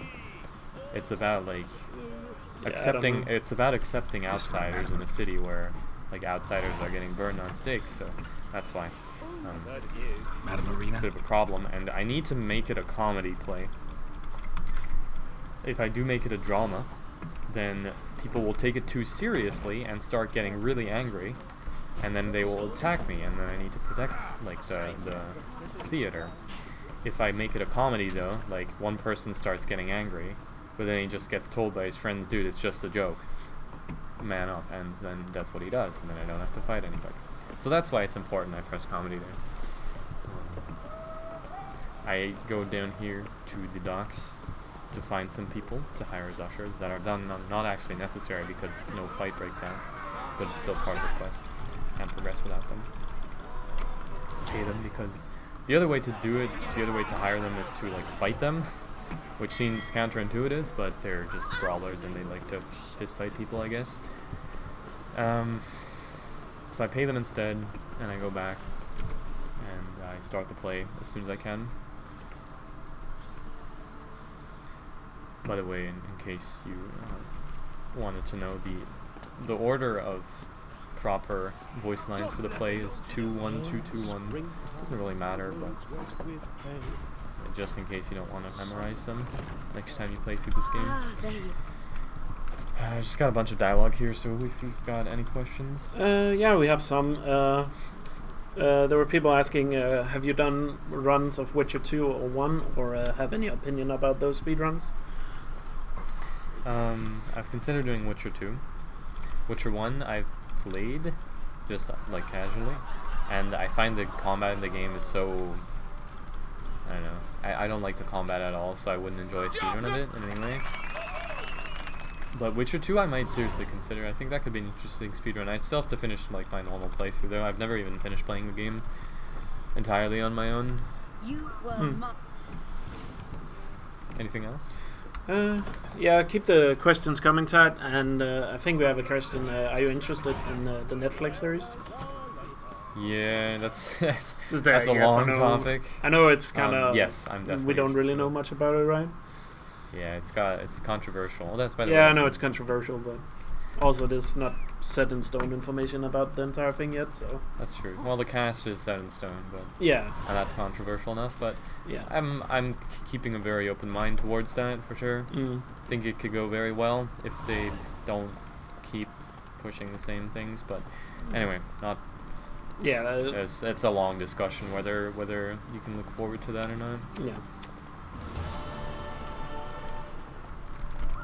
Yeah, I finished the play there, and what it did was it brought the person, or the Doppler is not a person actually, it's like a shapeshifter called Dudu out of hiding, and he helped us free our friend Dandelion, and so there's the escort here. Dandelion's in prison because he was not a lawful citizen, Gotta look for tracks. and so we try to get him out of prison, and that right there, what you saw was the prison escort.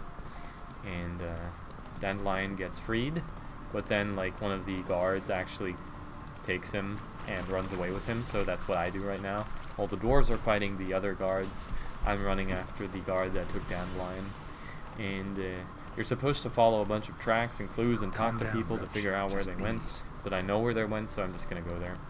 Use this path once again for some stamina regeneration until it's fully filled up, and then head on over to the, I believe it's called the Isolated Hut. It's just 3 dwarves living there.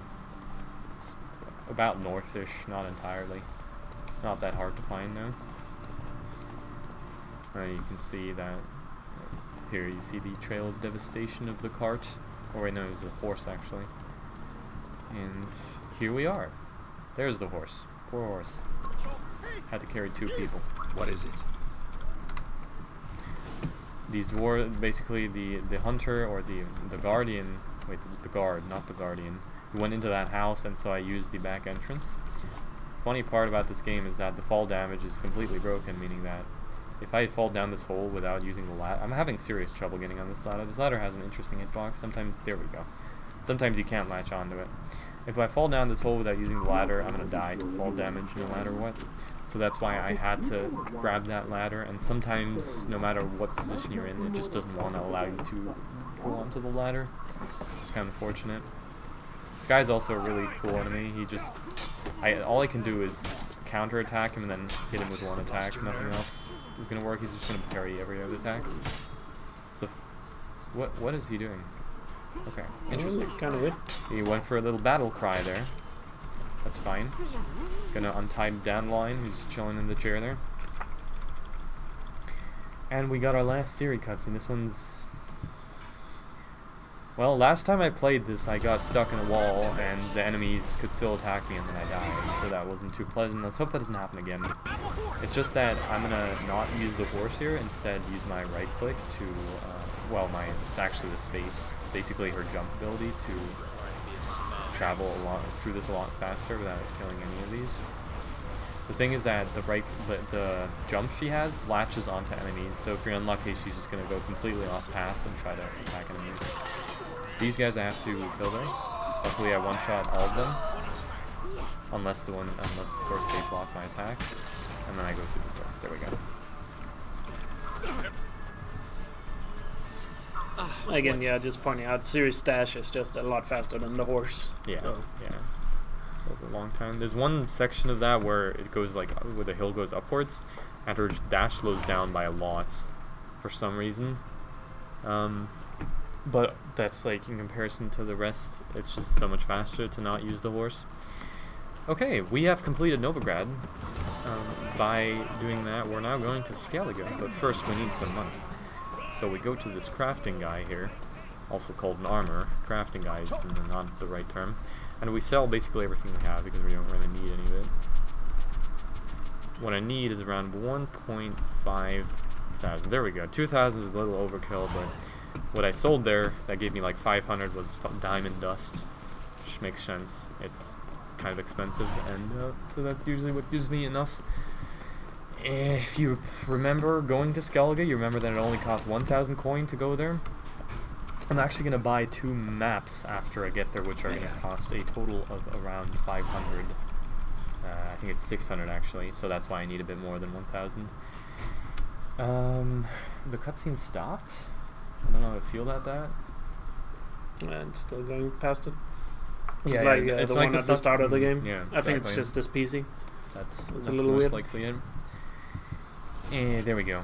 We got a pirates fight here. I don't understand this fight. Nobody understands this fight. Sometimes it just ends. Sometimes you kill everyone. It takes a while to end. Sometimes it ends after you kill 2 people. Doesn't really make much sense, but I just try to deal with as many as possible. Can't really die. I mean, you can of course die, but it doesn't happen. Usually I don't have to kill the shield guy. See, yeah, there we go. See, there were still 2 archers left. I don't know. If anyone can figure out what makes that end, you get a cookie. Oh boy. Yeah, that's some reward. It's baked by Geralt though. If you, Oh dear. there's actually a deleted scene in Morhen where Geralt bakes, or right now he makes an omelet. All right, you're gonna get that omelet.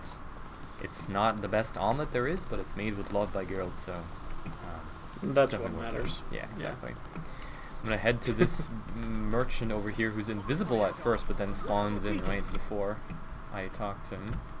Buy these 2 maps. Quickly read them.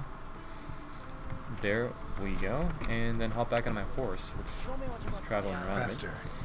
What maps do, in case you didn't know, is they uncover signposts without me having to go there. And those 2 uncovered 3 different signposts, which I will be needing in in the rest of the run. They're actually really useful. They save a lot of time. So those maps are kind of essential, so that I don't have to run across the entire island of Skellige. The entire island of the main island of Skellige. There's more than one island here, I know. First though, we're at a funeral with Yennefer. Got to see Triss earlier, now you saw Yennefer. Did we see Yennefer at the start? We did, yeah. Or I guess the Forgot cutscene about is that one. very fast skipped. Yeah, that's true. Oh yeah, also after the Griffin. Yeah. And I gotta head up to the keep now, which you can see on the left there. I only looked at it briefly. There's actually a shorter way to get up there, which kind of takes some shortcut stairs, but you can take your horse up there, so you gotta run. If you look at the left side of that mountain, you can see stairs, like kind of below me almost. That's where I'd run up. That's what I used to do. It turns out that just taking my horse up here is faster because it's like a highway. It's a bit longer, but you can go like twice as fast, so it's just better overall. And then gotta jump off here before the cutscene triggers. That was actually pretty good. The thing is, there's some cutscenes which instantly trigger, and there's some that have like a fade out where the screen fades to black. And those that instantly trigger, they're really hard to time if you want to get off your horse. And again, I just to repeat that, if you don't get off your horse, if you basically enter a cutscene while riding your horse, you're going to get an animation of Geralt dismounting, and that's like 5 seconds long. Hey, we're at a feast. It's a true Skellige feast. And we meet some people here who are also in a mood to fight, but we just tell them to calm down because that always works, and we skip the fight and try and sneak behind the scenes with Yennefer to find some secret information. Actually, that's not true. We find a secret artifact called the Mask of Uroboros, which is going to help us in the next segment of this run. And that next segment is actually terrible. It's actually just a terrible segment of the run. It doesn't properly work most of the time. See how good I can get through, how well I can get through that. But first, I need to enter this laboratory of a druid. And he has some defensive mechanisms in place, including some, well, how do I put this? I mean, I guess it's just poisonous clouds, which make Geralt's hallucinate that all the stuffed animals are coming to life. So I need to kill the stuffed animals. I can't really take damage in this fight, or I can, but it's like very little damage. So you'd really have to try hard to die here. Mushrooms in here.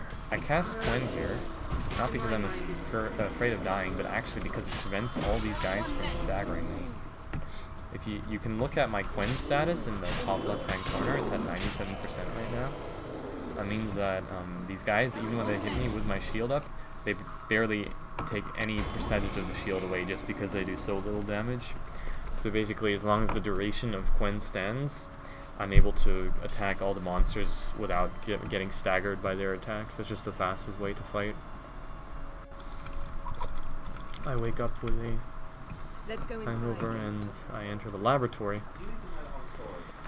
There's a little puzzle here, but it's pretty simple. I just pick up this mug of mead. I wait for the quest to trigger, and then I examine this. Put the mug into the statue's hand and enter this cave where the mask is kept. It's right there, but first I gotta fight the golem. It's actually not meant to. I knew that. I'm gonna use my thunderbolt again to just do some more damage. Try to get behind him. There we go. See, he was in his defensive stance there again. Also behind is like gonna be more likely to hit crits.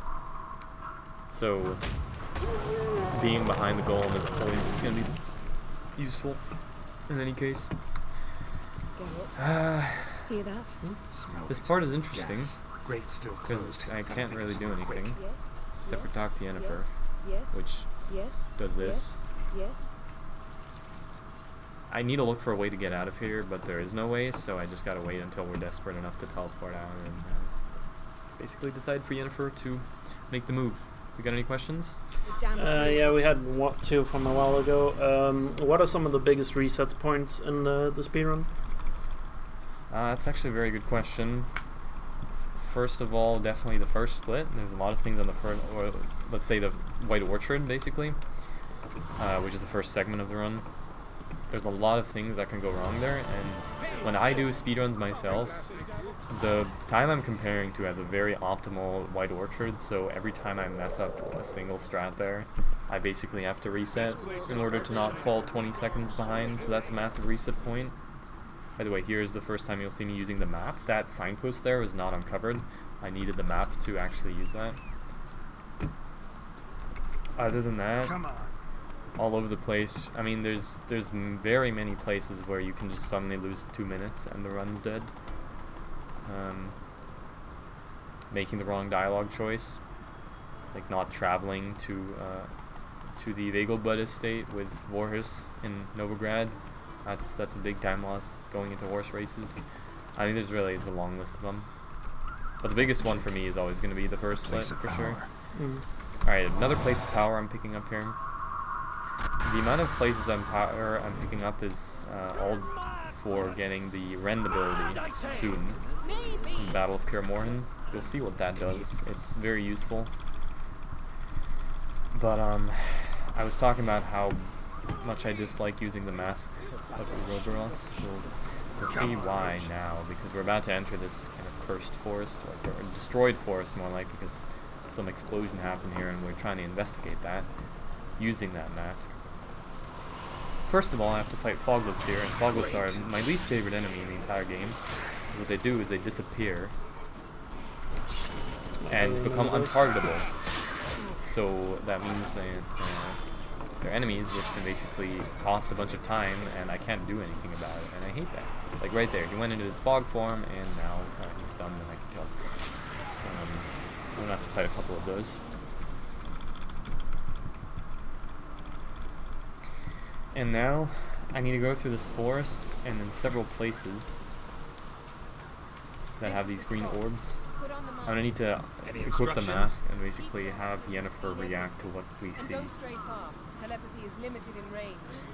And if you do it too quickly, you tend to kind of lock the game into its current state, and then you have to do it 4 times until it works again. So that's why I hate this so much. You have to go slow intentionally. Seems they went that way. Come, let's find the next spot. Otherwise, you mess up and lose more time. Another foglet, because you can never have enough foglets. I thought he would attack me there. Alright, I got him without him going into this fog state though. Use the mask. Pick up the mask. And it's also a lot of just waiting around for these holograms to play out. What was that? A magic explosion of some sort. So I guess I can try and use this time to explain why I chose The Witcher as a speedrun game. I saw them escape. Let's see where to. Not gonna go too much in depth because it's kind of has to do with me and how I started like speedrunning in general, and that's I guess I don't have to talk about that. But I started out doing some casual Witcher 3 on Twitch, and Anyone here when this happened had a slim that chance of didn't really surviving. work out too well, and so I knew some speedrunners. Basically, the way I even got into Twitch at all as a viewer was with a speedrunner, with a Dishonored speedrunner, and magic residue trail. so I decided, wait, might as well give it a go with this game, which is one of my favorite games ever. I looked at how other people had done it. I kind of copied what they did, added some of my own things, and then eventually I just got into it, and ever since I've been running it more or less consistently. And we've got a couple of people actually who are interested in the run right now. It's not a normal speed game by any means. I mean, it's a long game. It's got a lot of dialogue. It used to have a lot of button mashing, which turned people off to get through the dialogue. But it's turned into a tiny bit of a community. It's definitely a nice thing to see. Because when I first went into it and like submitted my first run to speedrun.com and everything, nobody else was running it at all. So that was kind of, it was just lonely. Also, Geralt's kind of, yeah, you saw that for a short second. There's a couple of bugs when you stand on moving objects right now, as well as ankles, either very flexible or broken. But that happens sometimes. You'll when I go to the Isle of Mist, there'll be something similar. Kind of painful to look at, in my opinion. I call my horse before I enter the cutscene, so that she's like right behind me when I exit it. And then in this dialogue, there we go. Right behind me, like I wanted, a very good horse. And I use her to run to the garden. Every time like I do a mission with Yennefer, she keeps telling me to stay close to her, but I always run away. Same thing's gonna happen at the end of the game. Worried this trail might have gone cold. There's a garden here where there's like a werewolf crawling about, but we don't care about him. There's a big side quest in this garden that is kind of very connected to the main quest, so I'm guessing most people do it at exactly the same time. Let's do what we I'm not going to go for that though. I'm actually going to go for a skip here. First I have to kill this wolf, because otherwise skip won't work. And you go out of combat, and then I'm going to, instead of opening these gates, I'm going to jump and then roll over that gate. Normally I'd have to deal with some levers and go to the other side of the garden to like open that gate, but I just jump over it. That's pretty convenient. Saves a bunch of time. And this is the place where I have to go to anyway. You jump down here. It's possible to die if you jump into that well, but I didn't, so that's very nice. I think on my last run I died while jumping into there because you can land not in the water but on the surface. And, yeah, Geralt, as I said before, takes a lot of fall damage. It's very worrisome in some places. We got our last Ciri cutscene, actually. I keep calling it Ciri cutscene. I don't know why I do that. Ciri gameplay, I guess. Ciri gameplay, yeah. The opposite of that. And first I go to a sauna, and then I fight some wild hunt warriors. That's basically it. There's not much to it. Oh yes. I just gotta try and get direct routing here. Go all the way there. Don't go around. I fell down there. That's way more direct, and I get the roll for some extra speed. Undress, go into the sauna. Yeah, I know. Let's go. We know, don't worry about it. Skip through this rather quickly. You can stay in the sauna for a bit to regenerate your HP, but that why would you ever do that? Why would you ever do that? But that regenerates on its own, right? Why you don't have to. Not necessary. And then I just use my standard movement with Ciri, but as you can see, she even locks on to like allied NPCs, so it's kind of broken, but that's fine. It's still faster than sprinting. I have to kill 5 enemies here to progress, so I'm gonna kill 2 hounds if they let me. I go into this weird state, and then I can attack them for a while. 2 hounds and 3 warriors, if I may. This guy's I'm not dodging his stuns though. It's my bad. Kind of keep having to go back and forth between them, and I'm completely messing up. That's fine. And there should be another one spawning here. There we go. That's going to be the 5th enemy that I kill.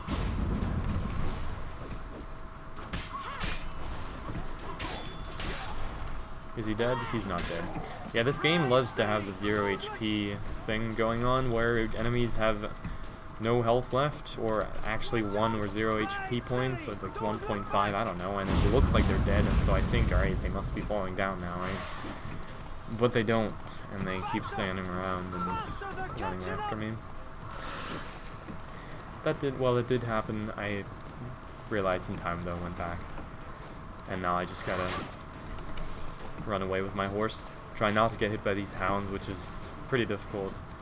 Sometimes they don't even attack, sometimes they miss even though they should not miss. This guy is completely off of where he's supposed to be. I don't know why he was so far on the right. My horse here, this path, in most quest sequences you actually can't, like if I let go of my directional keys now, my horse stamina still depletes. So I need to manage my stamina by trotting for a while and letting it regenerate.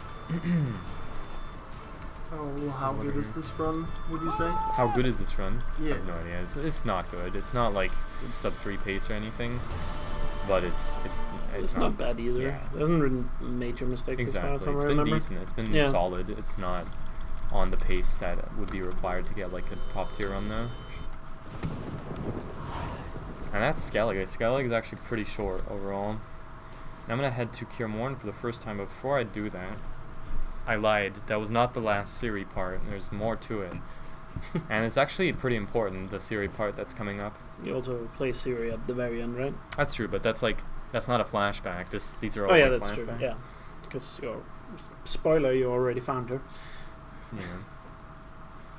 Yeah.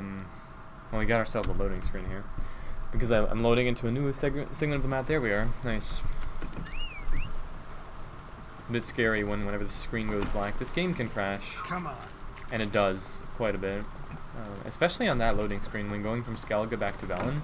It's crashed several times for me, so I was a bit afraid there. Yeah, we're here now though, nothing to worry about anymore. For one last time, we are visiting the Crow's Perch, the Baron's little homestead, and we're gonna talk to him. First, talk to a sergeant here, so I get off. Which Donation, very nice. 1 second. Yeah, you. Actually, yeah, we can do that now. You can read that now. It's a very long message, so Any news? The boy. Nick donated $20. Hey Trigger, hope your run is going well. It's Roads treating you well, I think. So anyway, I think everyone in the Witcher 3 Discord is cheering you on, but you can check. My cell service is really spotty in the mountains. I do wish you the best of luck for the end of your run, and make sure you don't die at the end. P.S. Can you beat my PB? It's scroll down. 30901, I believe. I verified that run there. Yeah, we can't see the rest of the message because it's that long. Yeah.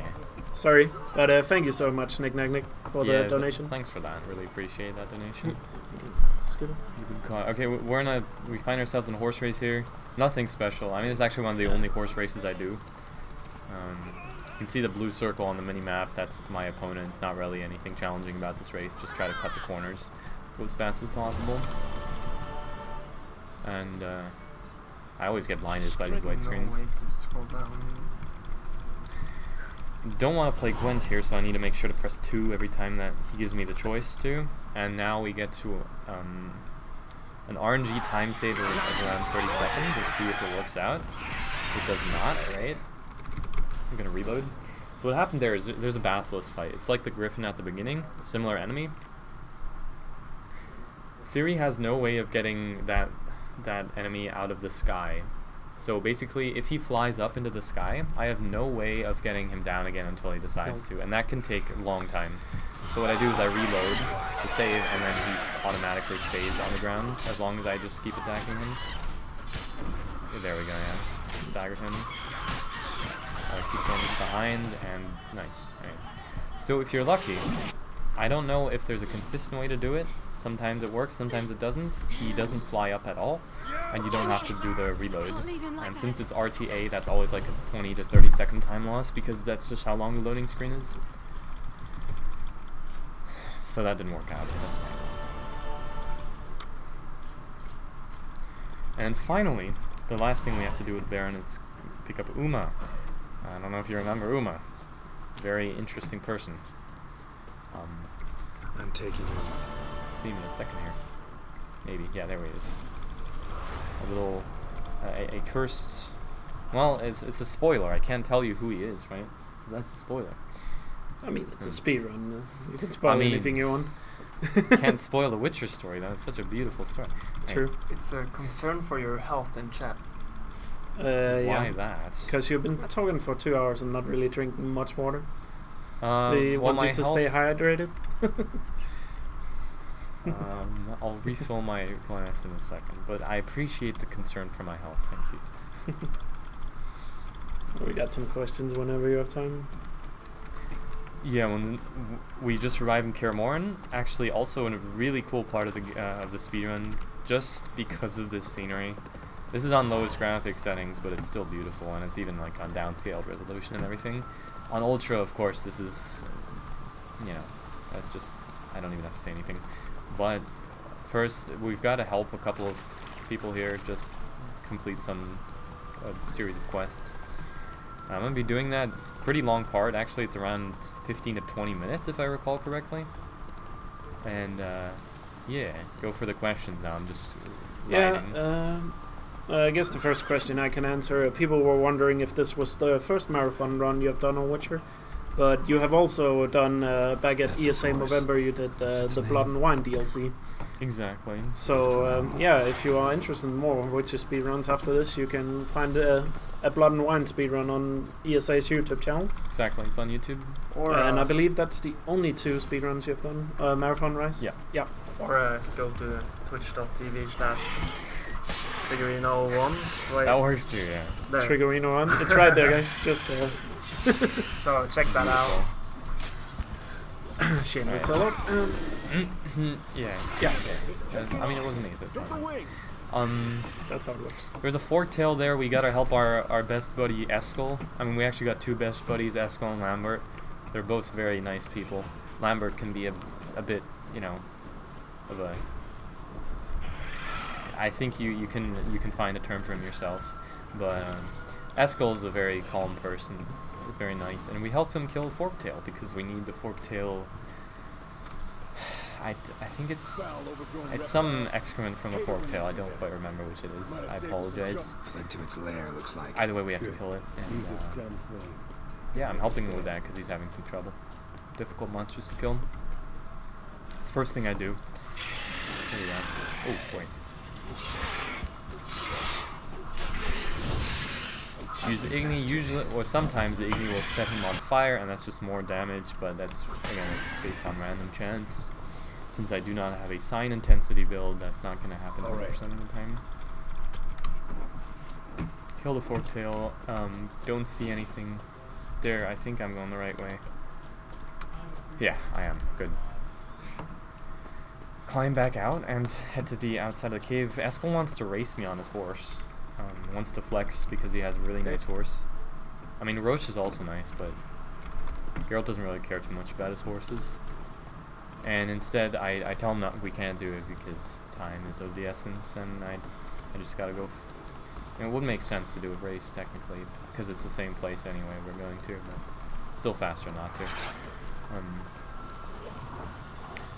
Yeah, I take a big shortcut through the trees here. There's also a path that just leads around, but it's like a huge detour, basically. Instead, I just head through the trees. Sometimes you'll get stuck in the trees and lose a bunch of time, but it didn't happen this time.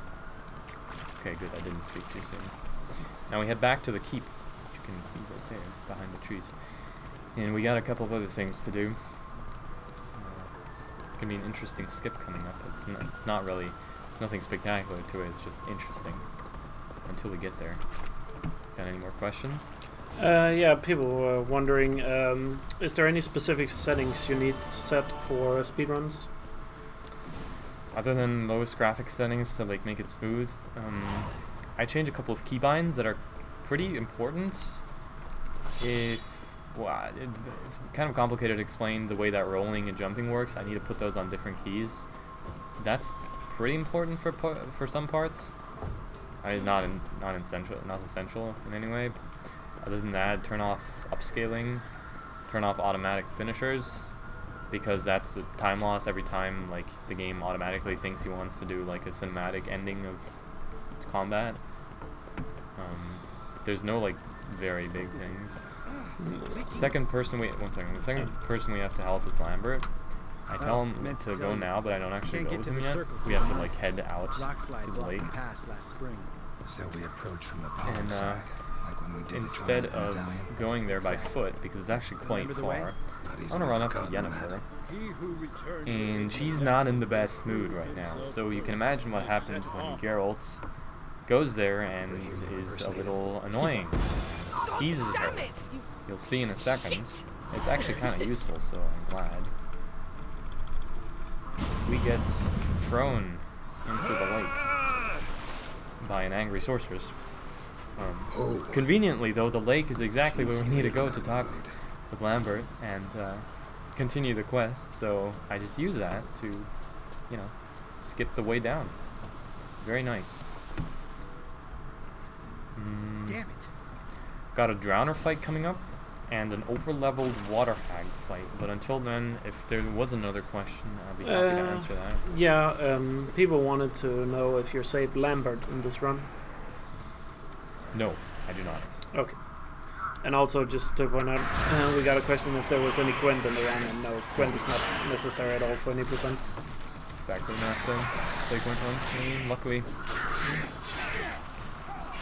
Yeah, and keep the questions coming if you have any for the run, guys, because we are reading chat. So, yeah. Alright, we killed all the drowners. Oh wait, we didn't. I was lying. And now it gets interesting because we fight our first, like, massively over-leveled enemy. And you see suddenly my damage decreases by a bunch. I've used the wrong potion. That's fine. Now I have my Thunderbolt, I'll do a bit more damage. So this one does damage and doesn't take a lot. It takes me a while to kill her, comparatively to like all the other enemies that I've killed so far. And this, you're gonna see this happen a couple of times now because I'm just falling behind in levels in XP. You don't get enough XP from the main quest.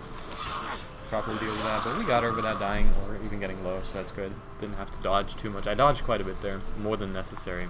I just wanted to play it safe. And if I get lucky now, wait, was that a red mutagen? I'm not sure it was. No, I think that was a green mutagen.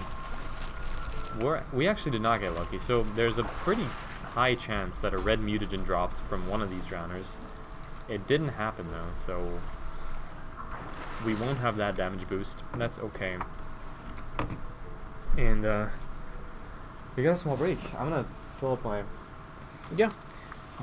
beaker again. This is the part where you can always take a break in the speedrun because you need to go to the other end of the lake. And in old paths you just swim across because you swim at like super speed, but here I just sit in the boat and have Lamberts here. So we got a small break for just talking about life and things like that, and drink some water. Are there any other questions? People wanted to know, is weapon durability any concern in the run? It is a bit. I'm gonna use one armor kit, I think. If I routed correctly, I'm gonna use one armor kit on this sword, on this silver sword for the Isle of Mists. But then afterwards, I get the another silver sword, so that's gonna be at full durability. I won't have to worry about it at all anymore. And people have been asking this again, but we have answered it a couple of times. But the unofficial 100% run takes about 20 hours. Yeah, the new PB that the person got was I think 19:30 or something, 19 hours 30 minutes. Yeah. All right, back to gameplay. A loading screen. No, never mind. We're good. I'll get some water. Yeah, you know. My cup is there. The thing that I need to do with Lambert here is I need to perform like a trial on an item that we got earlier in the game, and so I need to go to this ritual place of the witch. It's not really a ritual place, it's like a place where they do witcher trials. Part of that's running through this cave. It's way too low visibility, but that's fine. I know the layout more or less. There's a boss fight here that you don't have to do. Basically, there's a sleeping enemy right there. If you go close to him or attack or something, then he's gonna start attacking you, but I just go up here where I need to go. Got a slow climbing animation there. The speed at which Geralt climbs up a ledge is dependent on like the angle at which you jump and how far and how fast you are. I guess Dandelions humming. the first two are not bad at all. The third one was pretty slow. It's hard to get those consistently. I'm gonna increase my points here. Oops, that was way too far. There are better ways to deal with this, but usually just having good mouse control is enough to instantly drag the skill points into their slots. If you're used to the sensitivity that you have. So you can also do it with your keyboard, but it's easier to mess up for me personally. That's just a preferential thing. Other runners do it differently. Need my art sign here to break through this wall. And then climb up on here. Very important dialogue choice coming up as well. You need to press 2 and then 1. Anything else will put me into combat with those trolls who are also over leveled. If you look at the top right on the quest description and you see that red skull, that means that the quest is over leveled by 5 or more levels, and that's when the enemies get inflated HP. How'd it go? And it starts getting seriously tricky. And this is where actually the oops, please don't fall down, Geralt. This is where the Death March run starts failing. Alright. Because, as I said earlier, being underleveled on easiest difficulty is not that big of a problem. On Death March, it is seriously impossible. We're coming up on the Isle of Mist here soon. There's a fight there with 4 monsters, which when I did a Death March attempt took me a total of 30 minutes. So, yeah, you'll see how fast I do it here. On Death March, that was basically the point where I realized, okay, there's some serious rerouting needed here to increase my XP amount at this point. But first, before I go there, I need to help Yennefer fix the Megascope, which she's using. I just basically have to pick up an item from her, then use that downstairs, then run back up. It's just running simulator for a while now. Any more questions? People were asking, is English the fastest language? I haven't tried that out yet. Like, I haven't gotten to that point where I'd see whether... I don't think it matters. Yeah, you skip most of the dialogue, so I'm assuming it doesn't matter. The thing is, you skip the dialogue based on the line, and I don't think the amount of lines changes that you would skip. Like, it doesn't matter how long the line is of dialogue, you skip the entire line. Almost instantly. Also something me and El can answer to was explained earlier. Why is the 100% run unofficial? Because Witcher doesn't have a counter for 100%, so it's dependent. Like, you kind of have to make up your own set of rules for 100%, like what to collect and what to do. So it's kind of hard to set an official 100%, but it might end up being a thing. Yeah, definitely. For now, it's kind of artificially set by the community. Well, not even that. It's just that nobody's running except for one person, and they just decided it was just a challenge run for themselves. So it's like, yeah, it's not a competitive thing at all. Yeah, so that's fine.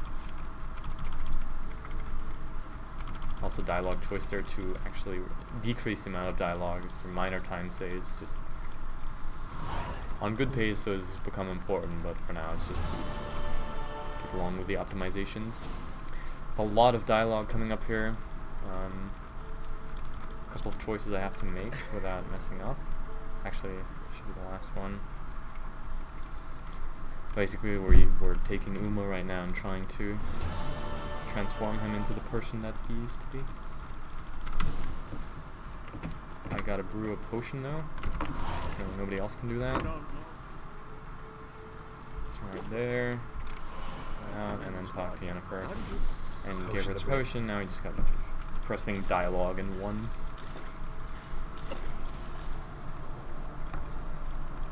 And then we will be on our way to the Isle of Mists, probably my least favorite part of the entire run. Because there's a lot of fog rifts. They're called Tangladors there, but they're the same exact type of enemy. Just look a bit differently and they're stronger. Okay. Now I gotta run all the way down to the courtyard, use the signpost there to travel to Skellige. Wait, that's the wrong sword. There we are. So technically speaking, yeah, I should probably do that. Right now I'm gonna try to, you see on the left hand side that my silver sword, that's the left one, it's red. That means that the durability is below 50%. And there's some mobile armor kits here, I guess. First I'm going to use that, and those, and drag that onto my silver sword, and there we go, that's gone, and I am good to go. Because lower durability just decreases the damage it does by a tiny bit, that's basically all it does, and I want to have as much damage as possible for the Isle of Mists. You enter the Isle of Mists by going to Skellige, finding a boat. I take this one, because it's by a bit, it's the most convenient and closest to signposts. There's also no guards there that angry. We have to go through a small loading screen first. No?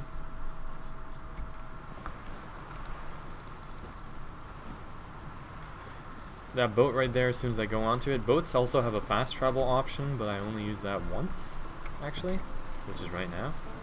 So as soon as you're in the boat, you can press on map, and then go to a harbor and fast travel there. And I'm going to travel to the closest one, to the Isle of Mist. I just have to drive through, or use my boat to go through the arc right there, that little arc of stones. And unless my particles are, no, I think, so what I get sometimes is a glitch where the boat doesn't go fast. The boat can either like go at an accelerated pace or at the normal pace. At least sometimes it's not entirely consistent, and I'm not sure whether it's hard to determine whether it's actually fast or not. Sometimes I just have to go away from my helm position and re-enter it in order to unlock the ability to go fast, but for now I'm just gonna use this. Yeah, I'm pretty sure this is in the bugged state where I can't go fast, because there's also, you can see water splashing from under the boat when you go fast, like right now, but nothing changed. There's some mysteries in this game that are better left just unquestioned. Don't want to save now, just really, if you press you have to basically confirm to the game that you want to travel to the Isle of Mist. If you press that you don't want to go, you've also messed up a lot, because you can't enter through that same place anymore. You have to like go on top of the arch, or you have to reload, and that's like a long time before when I think when the last checkpoint or autosave point is the after I exited the fast travel. So that's just a huge time loss. A lot of things that can go wrong if you just press the wrong button during dialogue. Things like that. Isle of Mist, as the name suggests, is full of mist. And I'm gonna need to run around a bit here, do a couple of things. Basically rescue 3 dwarves, of which only 1 actually survives. I don't get that quest yet, but I'm already gonna start looking for the first one, because I know where he is. He actually died. He got killed by a fiend. And that fiend is so strong and overleveled that I need to avoid fighting him and getting into combat with him at all costs. So what you're going to see me do if he's in the wrong place is you're going to see me just stand around for up to like 30 seconds until he goes away, because it just takes a long time. Alright, I'm not entirely sure where he is. He's to the right here. There he is. He's far enough away. He's running towards me. Tried to flee the fiend. We might have a problem here. Wonder how stealthy that is. Too slow. Alright. I needed to inspect that dwarf lying on the ground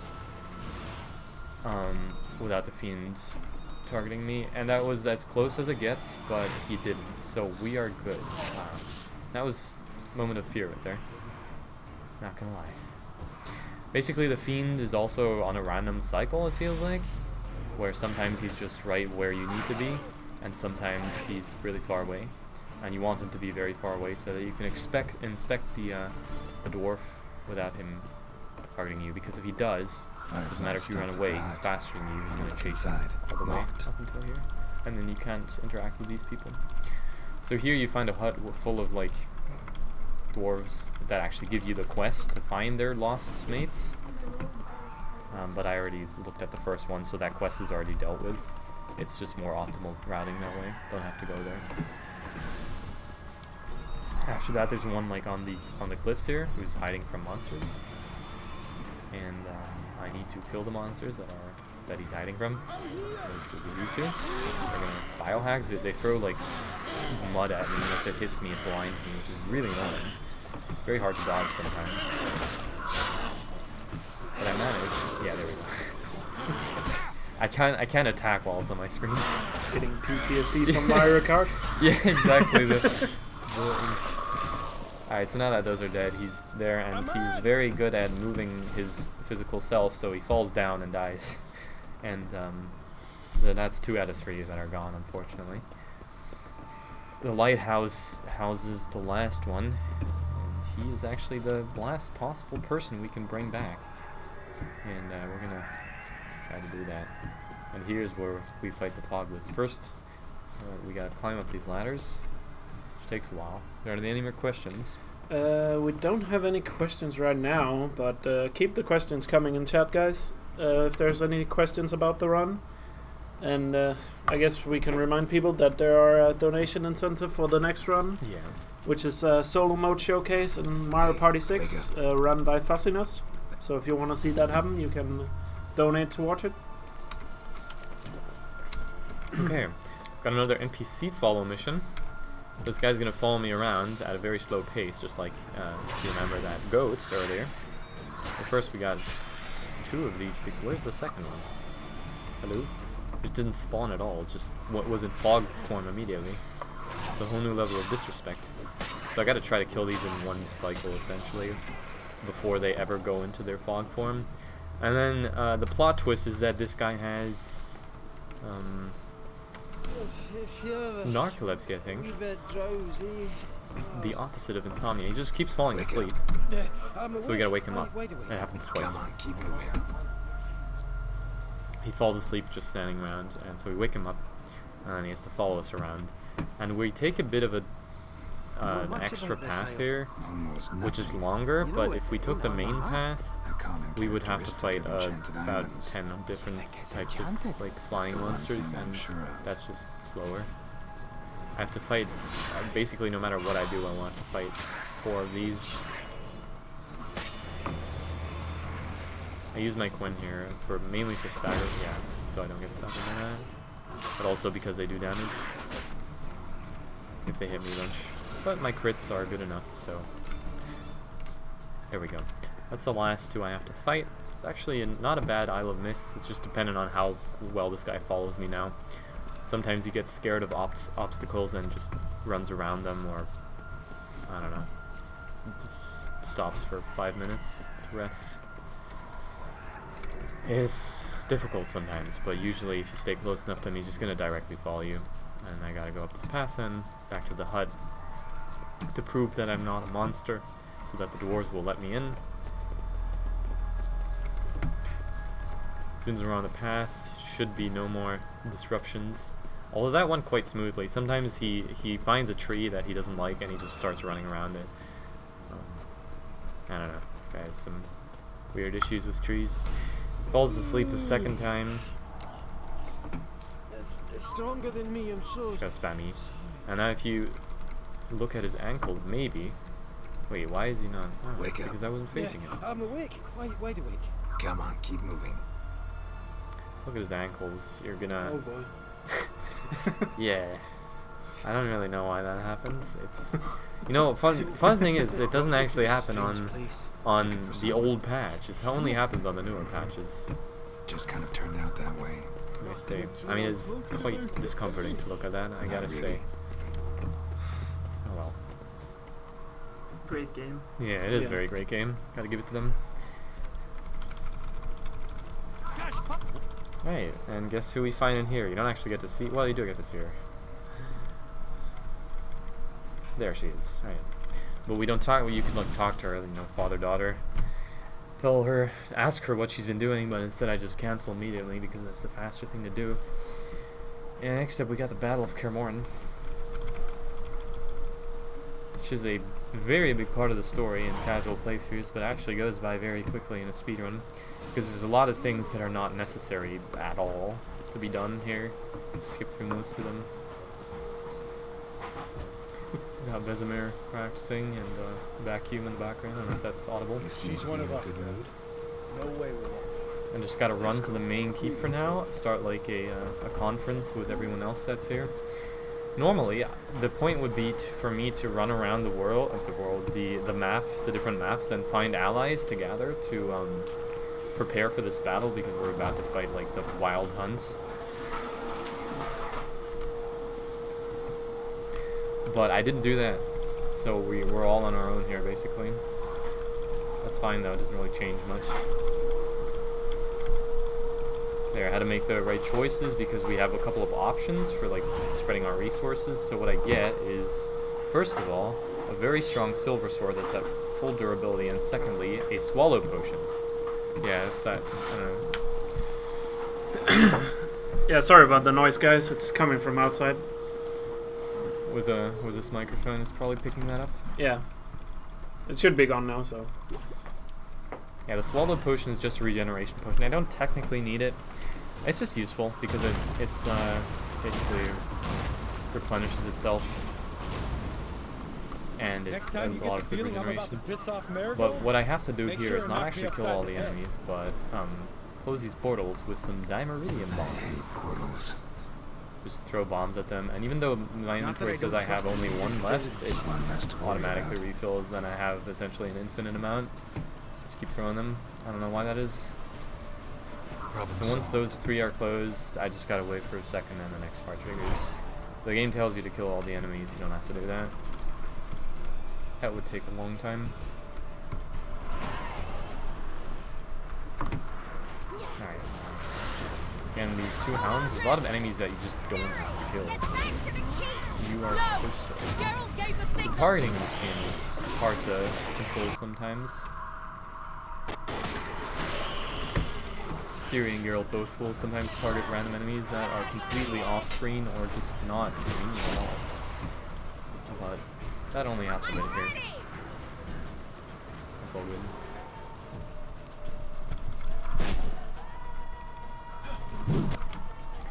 There's a beautiful cutscene there actually. It's one of the, I think it's one of the trailers as well. I'll have to skip that, unfortunately. Don't stop! Take my horse all the way back up to the keep, which is where I will be doing a small skip. Which works for some reason, because you don't enter combat immediately, so you get to jump up, and I'm going to be using that to skip a bunch of like going around. Right here, I'm not in combat yet, so I jump up here. There we go. Otherwise I have to go all the way around there, like on the very back, and that's easily like 30 seconds slower. I haven't timed it, but it's a massive time save. And now, since we did not recruit Kiera Metz to come here because we didn't do her side quest, she doesn't automatically save Lambert, and since we don't save Lambert, They killed him! he dies. They're sons of bitches! They killed Lambert! Yeah. We gotta pull. Again, equal choices are usually the fastest. With Lambert. Yeah. Can we get an F in chat? Can we get some Fs in chat? Yeah. No, don't do it. Alright. Wait, I do have a red mutagen. What the hell? This game is never ceases to amaze me. Alright, well, water hags drop red mutagens. That's good to know. Even though I've never experienced one doing that before. So I got Rend now. I'm not going to be able to use it just yet because you need stamina for it, and I just used all my stamina. But it's going to be very useful for some of the enemies in the last part of this game, because it's essentially a perma-stagger if you use it correctly.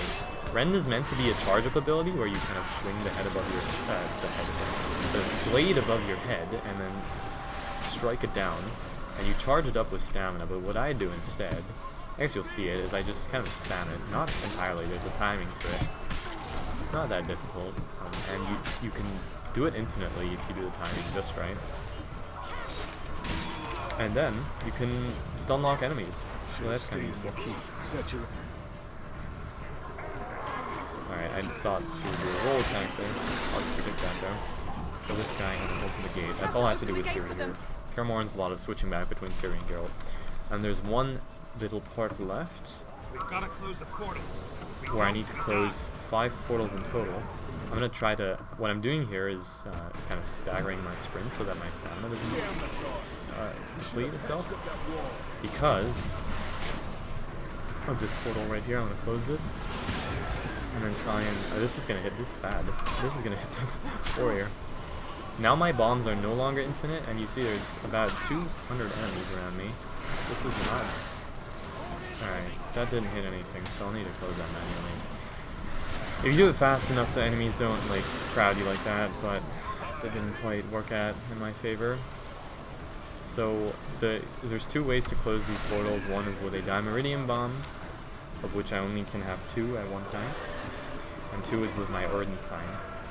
And so the optimal way is to destroy 2 out of 3 with dimeridium bombs, and then the last one on the left with Erden, and then go to the other side and destroy those 2 with recharged dimeridium bombs. That didn't work out though, because I was so surrounded by enemies that they just kept hitting me. And you can't throw a bomb while enemies are hitting you, so I just had to improvise. Alright, that finalizes the Battle of Kaer Morhen. Now there's a bit of dealing with the losses and everything like that, and then we go to one of the most interesting boss fight segments, I'll say, because there's actually 3 boss fights in total. And definitely a big time difference, depending on how well you can do it. I'll see how that goes. Before that though, are there any more questions? Yeah, people wanted to know, have you ever played the game in German? No, I've always played it on English. I prefer to keep games like this on there. I guess it's not the native language. Yeah, but I guess like Polish would be... yeah. English is actually dubbed, I guess. I don't speak Polish though. But Yeah. I prefer the English version to the German in most cases. And also, some people also asked if you had read the books, and I guess I can answer, yeah, Trigger has read the books, and he's definitely recommending him to anybody who's into reading, I guess. And Witcher. And Witcher, of course. Okay, the game locks me into slow walking here, so I'm just trying to chain my rolls as good as I can. It's just nothing more to it than spamming the roll key as much as possible. It's very difficult to permanently chain them. You need to really hit it fast, and even then it's not entirely consistent. But that was decent. Not a fail without too much delay. There's 3 boss fights here. Funny enough, the first boss fight, which is supposed to be an entry boss fight, is actually the most difficult, because that boss fight level scales is like on a locked level, and that boss is super over leveled, so he does a lot of that. He actually 2-shots me. Whereas the other 2 are kind of, they scale with levels, so if you're lower level, it's gonna take that into account. So yeah, it's Fugus, the Crones, and then Imworth. See how that goes. To enter that section though, I am required to pick up this coin from the bottom of the lake with Geralt, who has massive lungs. Also, these drowners are quite bothersome because both of them are probably going to hit me. This guy might hit me again. Yep. And 3 times. Can we make it 4? No, we can't. Alright. If you get lucky, you can make it out without getting hit a single time. Didn't happen here though. I mean, actually 3 times. And it completely breaks any momentum you have underwater, so it's very beneficial to not get hit at all by those drowners.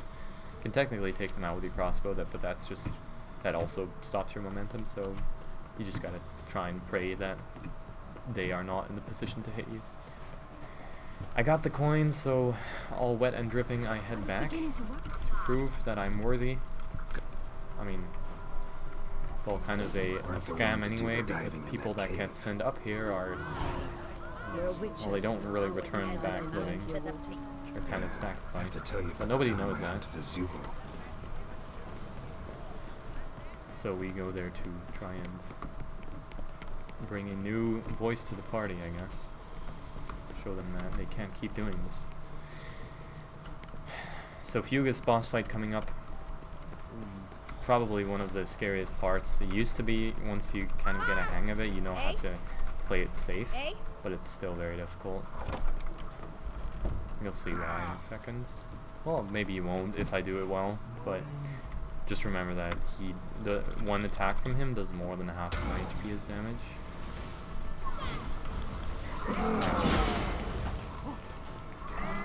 I'm gonna stay back here and wait for my Quen to regenerate, just because this is so risky. And now I can start hitting him, and now, as soon as my stamina is regenerated, when he uses his stomp, I need to dodge twice to get out of that. So right now I'm not able to use Rend a lot. There we go. I can actually keep using it here while he's firing me because I have my Quen up. And you saw me using the so-called Rend spam there, which is me just essentially stun locking him. Many bosses and enemies don't get perma-stun locked, but it's mainly only bosses that don't do that. Most enemies can actually get completely stun locked, and no matter how much HP they have, you can just keep hitting down on them if you so desire. If you hold down the attack key for too long though, you're going to use too much stamina and eventually run out, so again, there's a timing to it. Now we have to fight the Crones with Ciri, which is tricky because two of the three actually keep disappearing. Only the big one is always there, so basically the optimization here is to try and hit these as much as possible. The easiest way to do it is to just kill the big one first, but then you'll have some downtime where you can't hit anything because both of the others are not targetable. I just got stunned by something. I'm not entirely sure of what. So I got like stunned for 3 seconds. So yeah, that's the reason why I'm not focusing on one. Also, that one just keeps despawning and spawning and hitting me while she's despawning. This fight is, I don't know, not the best, I'd say. There we go. That was okay. This can go faster. It's just so hard to get it consistently because they keep just despawning, Gotta be. appearing somewhere else. Sometimes they don't have hitboxes even though they're not even though they're standing there. Should draw from it. It's hard to properly deal with this, but now comes actually one of my favorite boss fights in the game, Imlerth. If there's a way to pull this off properly, let's see if I can manage. It's also a bit RNG dependent. Let's see. I need to concentrate on this.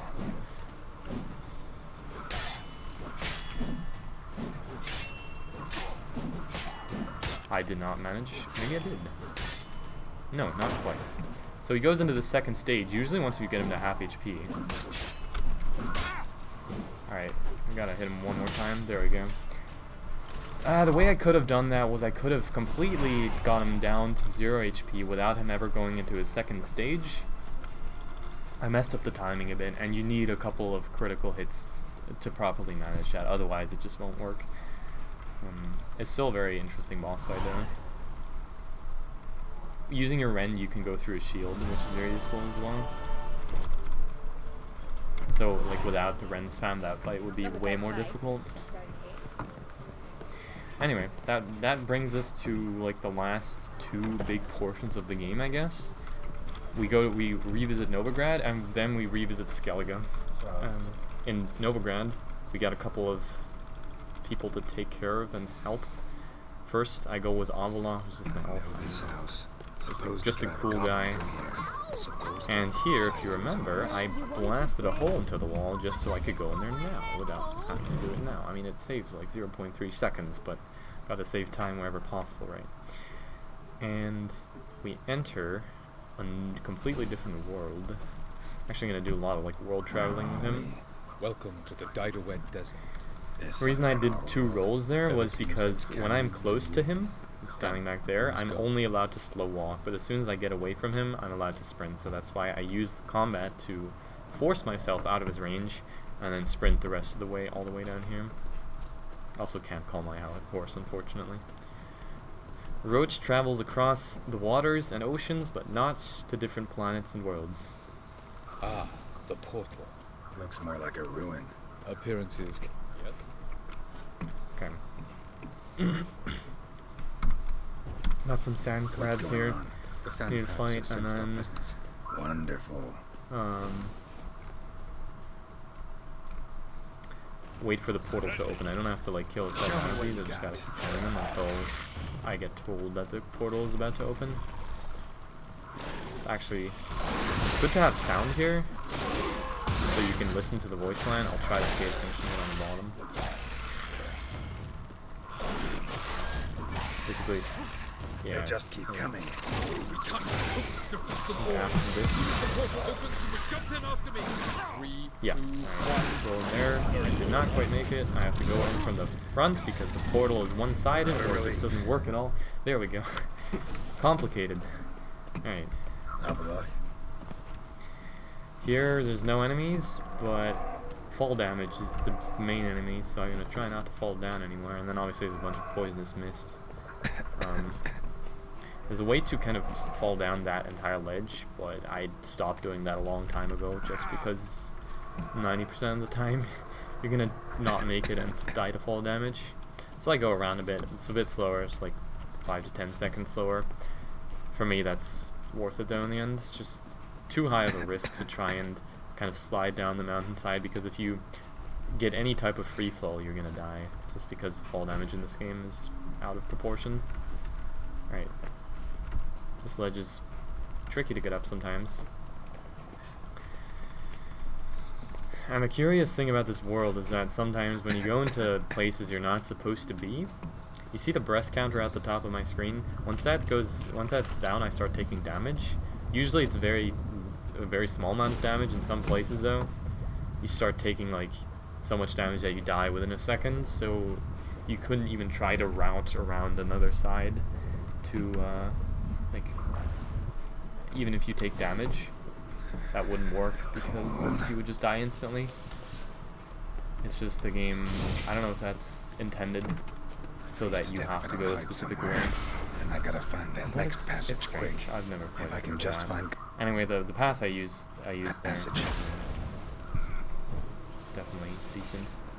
Not the fastest, but consistent and fast enough. This next world is a world of Blizzard where I get damaged over time by the ice storm as long as I'm standing anywhere that's not behind Snow's cover. up to the rooftops. So you'll see that red How long icon on this the top blizzard's been left. blowing. Not anymore now because I'm behind cover. And then Quen will protect me a bit until it breaks. And now I just gotta run through the storm, try not to die. There's a setup for this. And there's a small safe spot here as well behind this building where I can recast Quen or to make it the rest of the way.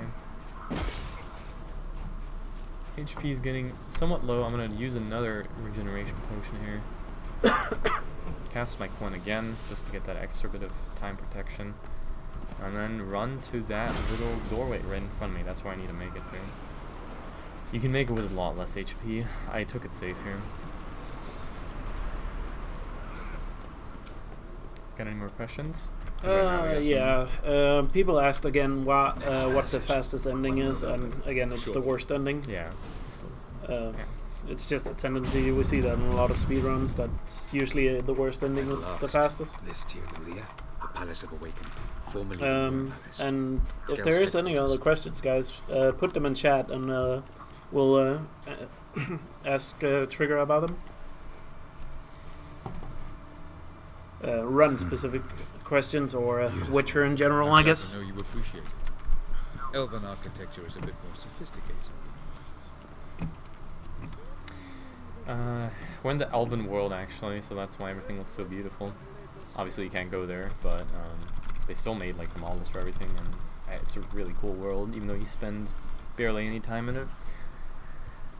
They put a lot of work into like making sure the aesthetics always hold up, even if you spend very little time there, or even if, I mean, there's places where there's varying voice lines where no casual player would ever like realize it, but they still do it to add variety and like realism to the game. That's like part of what I think they did so well about it. The leveling, however, leaves to be desired. Okay, so we completed the Novigrad part with Avaloch. We then go with Ciri, and if you remember, the first time I ever visited Novigrad, I picked up a signpost where I said I will be using that later on. I'll be using that very soon, actually. It's gonna be useful. I want to look him in the eyes. It's gonna skip a cutscene or skip like a Don't dialogue, know. more like, Depends what I see. and allow me to travel closer to my destination. These guys, I don't actually have to kill them. I can't actually kill them. I just have to wait for them to realize that I'm actually Geralt of Rivia, the one and only. And then they let me in, and we're kind of confused because they're supposed to be our enemies, but it turns out they're not. We'll know soon enough. Anyway, basically what we're doing here is we're just doing a bunch of things with Ciri, like talking to the people that helped her. Who might that be? And, Friend of Dandelion's. Her name's B. yeah, that's We got some more questions if you have time. Yeah, we can do questions. I'm fast traveling now. Yeah, people want to know, is there a lot of potion use / brewing in most of the speedrun categories? There's a lot of potion use, not a lot of brewing. No, you basically only use Tawny Owl and Thunderbolts, I'm warning you. which are the two defaults that you get at the very beginning of the game. And then you get a Swallow as well, use that sometimes, and you get a use the Pop's Mold, but that you only use once. That doesn't technically count as potion. I ate some bread there. I did not mean to do that. Just fat fingered on the keyboard. And people also ask, do you get any better gear during the run? I guess you pointed it out earlier when you did it, but yeah. yeah. So you see the armor I'm currently wearing. You get that about 1 hour into the run. That's the armor I'll be using throughout the rest of the entire run.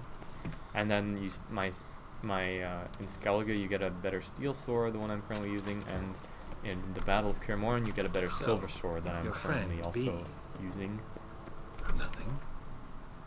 And then eventually, Nice. very close to the end, I'll be getting like an even better silver sword. Seems nice.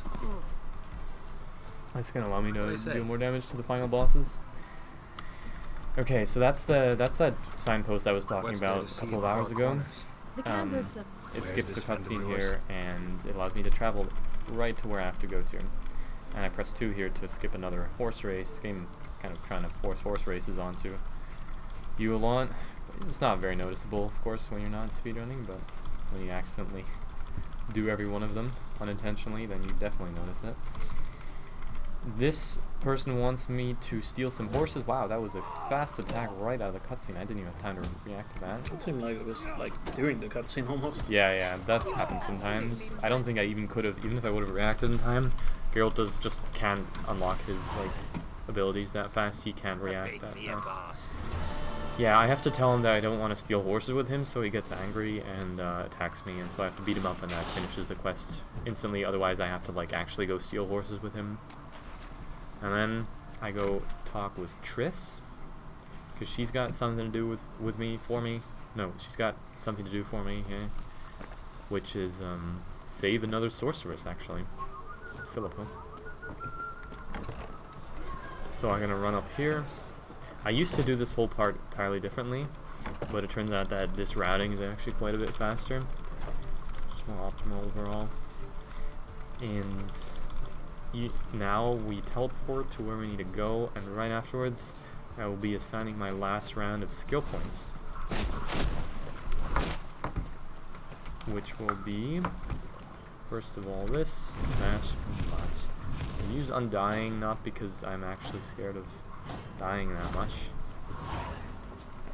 but because at the very end I'm actually gonna do a strat that basically requires me to go to 0 HP and then get another round of HP. There's just no other way to do it. So that's why I take Undying. I guess it's a good safety as well, but I don't think I've ever needed to use it.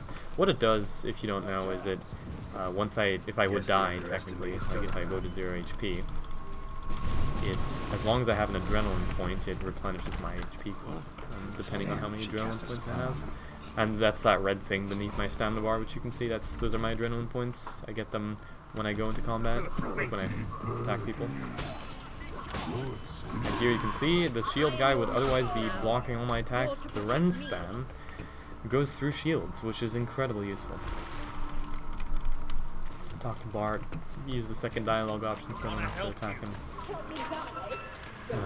Bart is a troll, by the way. I go after Philippa, who does not want to be helped, so she attacks me with a fire elemental, which I have to kill. Again, using my Ren spam, because it even staggers these massive... Oh, actually, I 3-shot it. That's interesting. Did not know I could do that. I guess I got 2 massive crits there. Was that never happened before? Yeah, it was. Also, never happened before that I fall down there. There we go, alright. You gotta wait till you're out of combat, because again, you can't jump while in combat. But for some reason, I just didn't get a jump there. There's an audio cue to it, so maybe I just went too early because I couldn't hear it properly. Alright, that concludes Triss's part. Now, for the last part of Novigrad, we go talk to Yennefer. It's actually quite long, this part. We have to infiltrate a garrison and rescue yet another sorceress.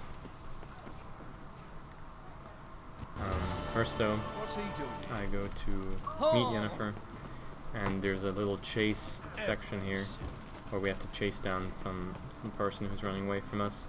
And the way that works is also very unknown to me. basically you have to catch him before he reaches a certain point, and the amount of distance that you have from him at the start of the chase is basically random. So sometimes it's going to be really easy for you to catch him, sometimes he's going to be really far away already. I don't know how it's going to be this time. Let's check it out. Here's our man. He's about to run away. Runs out this door to the right, and he seems to be in a good spot. I'm not sure. I'm going to cut this corner here. I might be able to get him. Oh, that's really bad. I read a post on the wall. Thank you, game, for thinking I wanted that. And as soon as he reaches the ladder, yep, that's a nice time loss. But now I gotta climb up after him, and it makes a lot of sense that I'm like right behind him, and I still can grab him or something, but I guess the game thinks so. He then falls down here or not. I have to jump up even though he's coaching. Yeah, that's a problem with this part. It seemed like one of those 80s comedy chases. Yeah, exactly. Exactly that. Like Pink Panda or something.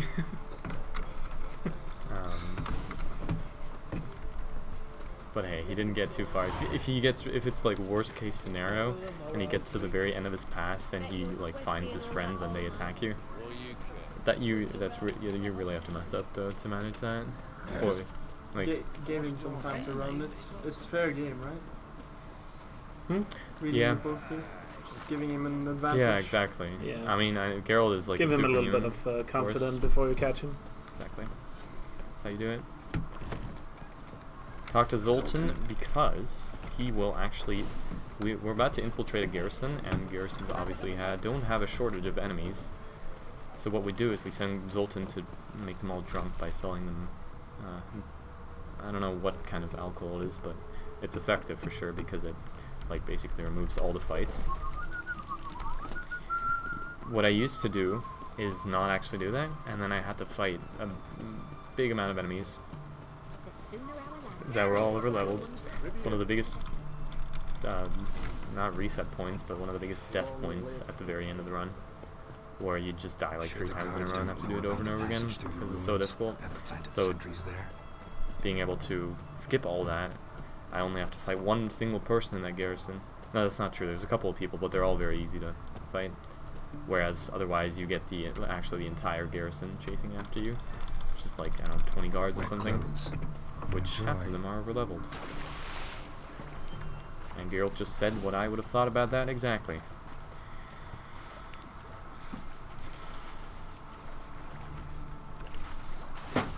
First though, some more elven runes / sewers. Gray bag here, which I can try to. I didn't get the 2-shot, that's just based on crit chance. Lock tight, won't budge. Turns out that the door I need to go through is missing a lever, so I go around to search for a lever. Also, there's some drowners here, which have a pretty high chance of dropping a red mutagen, so I'm going to try and use that. I one-shot this person. I'm out of range of these guys. So that.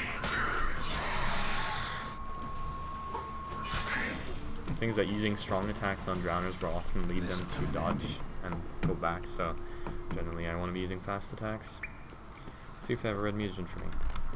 That's blue, that's green, that is green. Thank you, game. So that's useless. Anything except for a red mutagen is essentially useless. Usually I do have I have 2 mutagens right now. Usually I'd have 3 for the end of the game, but this is gonna be fine. Shouldn't be too big of a difference. Wall looks brittle. This part is also cool because I can stay right in there's a necrophage here that explodes after I kill it, and I stand in the middle of that explosion radius so that the ghouls around them like can take that as well because they're focused on me, and so they get dealt a lot of damage by that explosion. But since my Quen didn't quite work the way I wanted it to, I took quite a bit of damage here, and I'm gonna have to be careful not to get hit.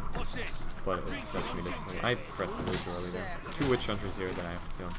This guy tends to dodge my rends, so I need to counterattack for once to prevent that. And I need to find the key for this cell, which is upstairs. And these 2 people in the way. Then I got one more person to fight, where all these guys are drunk and they're not capable of realizing that someone's running right behind them, not complaining. I use my last Thunderbolt here and fight this captain, Warden rather, because he has the key to the cell I need.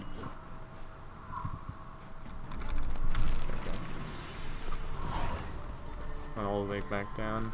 Try and jump through here. There's a chance to die of fall damage if you jump through the first one there. Also chance to die here, but neither of them killed me, so that's good. And I'm just gonna run out of the garrison now and teleport back to where I need to be. So if you got any questions? Yeah, we have one. Can you kill the sorcerers you're saving in Witcher 2? Seems like another possible time save.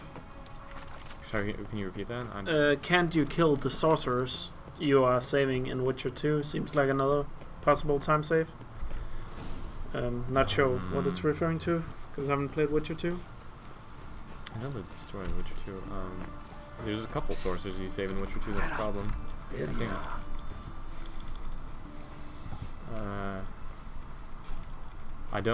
I'm not sure. Okay, I might... I don't know whether I should go for the reload here. So here's the common crash point where the game crashes in a second.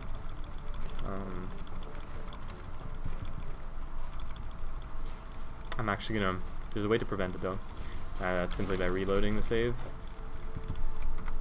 Oh, never mind. That was answered for me. Alright, crash? well, yeah, it crashed, but that's fine. This is accounted for. I'm actually gonna probably need to use the restroom here. I'm gonna take a very short break. Oh, okay. I'll be right back. When the run's almost over, I'm gonna let That's that unfortunate. load and be back in a second. This Yeah. crash happens a lot though. So yeah, you just need to start up the game, so... So, it happens. this is what happens when you speedrun a game. It breaks and have no clue what to do with itself. Yeah. I guess somebody said earlier, I guess we can answer that. It must take a long time to learn such a long speedrun.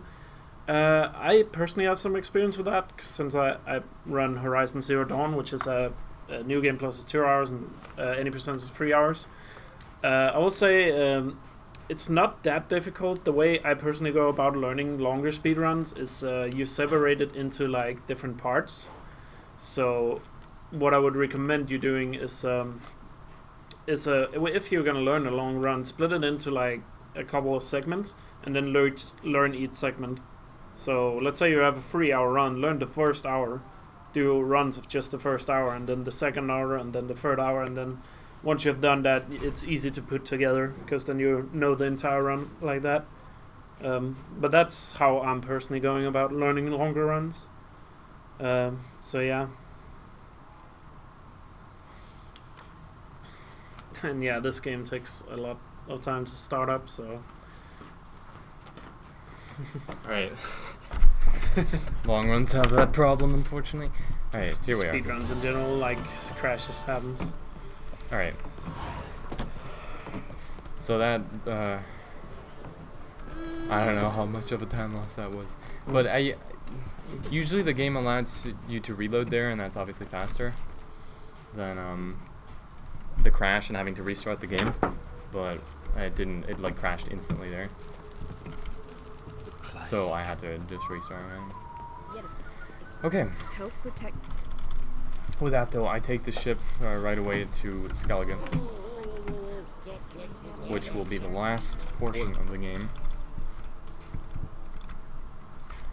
Got the frozen cutscene again.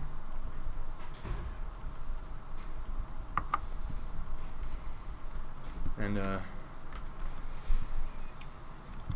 me think. Trying to figure out the pace I'm on here, but I'm not entirely sure how long the rest is in total yet. What do you want to say? Oh yeah, just to finish off, yeah. So learning long speedruns, you just basically split it up into segments and then practice each segment and put it in together. I personally, if it's 3 hours, I split it into like 3 1 hour runs. But you can do smaller segments if you feel you need to. But yeah, that's my best way to go about learning a longer speedrun. Just learning a segment at a time. Yeah, the way I did this was I learned like first part of Velen, and then like Novigrad and Skellige, I did also segmented, like Alex said. Yeah. Spent a lot of time in the first part and got comfortable with that. That way you can do full runs without having like a super high amount of time when you do your first one. Okay, I'm glitching around these tables here. I actually just barely made the proper level for this fight, and that's actually, I kind of tried manipulating my XP for that throughout the entire run. If you remember, at the very beginning in Velen, there were a bunch of thugs in front of the door of that Peller. I didn't have to kill them, there's a way to just tell them to like go away. But by killing them I get just enough XP to get me ahead here, to get me to the proper level. If I was one level or just about 100 XP lower than I am now, I would be under-leveled for some of these enemies, and it would take me a lot longer to do this fight here. So that's, I believe, the definition of long-term investment, killing those bandits there at the beginning of the run. Not entirely. After that, I head over here. This is also, that signpost right there is not unlocked by default. I unlocked that with one of the maps I bought.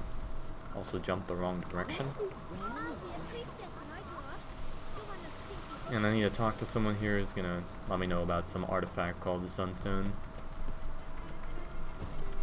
Need to make the right dialogue choices, basically convince him that he's supposed to give me the information, otherwise he doesn't care and just doesn't give it to me. Pressing 2 there.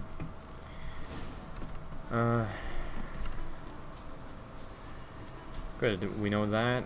Then we go back. There's a lot of running back and forth between the docks here in this part. And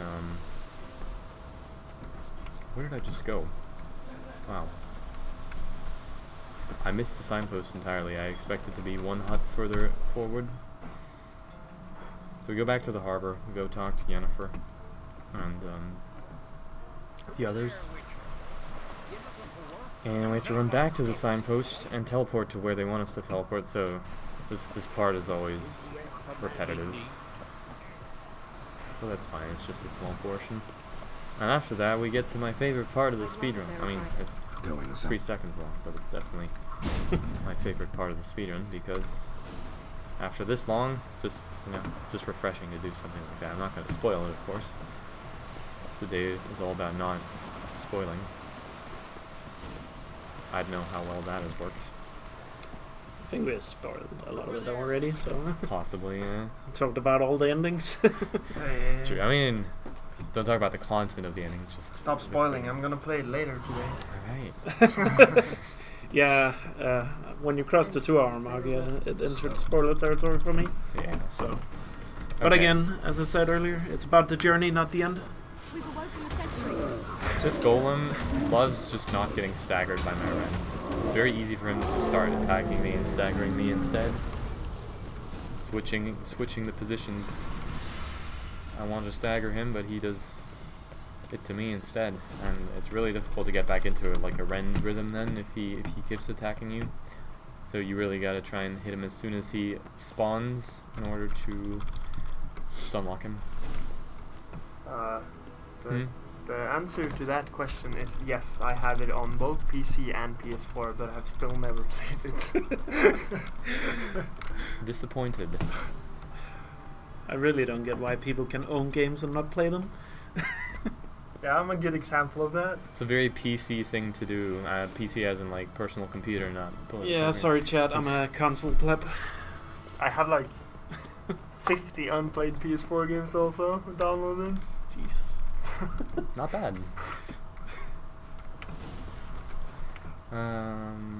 Yeah, so if you ever want to do bridge diving, you can also just go into The Witcher, teleport right here, and press spacebar while aiming off the edge. Hope I don't die now. I should be fine. I'm pretty close to the edge there. Easy clap. Exactly. Believe it or not, these are viable strats, alright? This was scientifically proven that this is faster. Yeah. I mean, we all know you can jump from any height and just land in the water. Exactly. Water is always gonna That's how break your physics fall. work. Yes. No, it's just that there's actually no other boats that's closer than this one. This is really the fastest way to do it. There's one like a lot farther back in the harbor, but you have to take a boat to where I'm going because there's no other way to get there.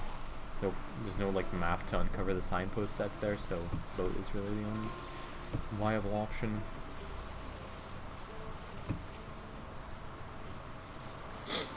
So this is last part. Second to last part. This is a very long part though. I'm going into a cave here where we got a bunch of monsters to fight and a bunch of just things to do. Run around, shift mirrors. You'll know what I'm talking about in a second.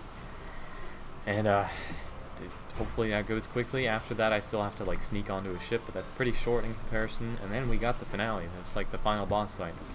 So we're getting pretty close to that. Reaching the 3-hour mark quite soon. Not too much left to go. So this will definitely be lower than 3 hours and 20 minutes. Didn't make. No, don't jinx yourself now. Still a run to go. Yeah, I mean, Just okay. wonderful. I don't think it can go that badly, but we'll see. You're right. I shouldn't speak too soon. I'm just saying. Sub 3 hours. I did not make that. Let's go. That's kind of the goal I have, I guess. That the goal there is. My personal best in this run is 3 hours 4 minutes. 3 hours 4 minutes and like 30 seconds, something like that. I don't know the exact amount. I need to actually. Something I'm missing here. I need to put my crossbow. Optimally, I would have done that another time, a lot earlier, but I kind of forgot about it, so now I have to menu twice. It's okay. I need to knock this siren out of the sky instantly, and she needs to be somewhere where I can kill her, because otherwise we've got big problems. I think she's good.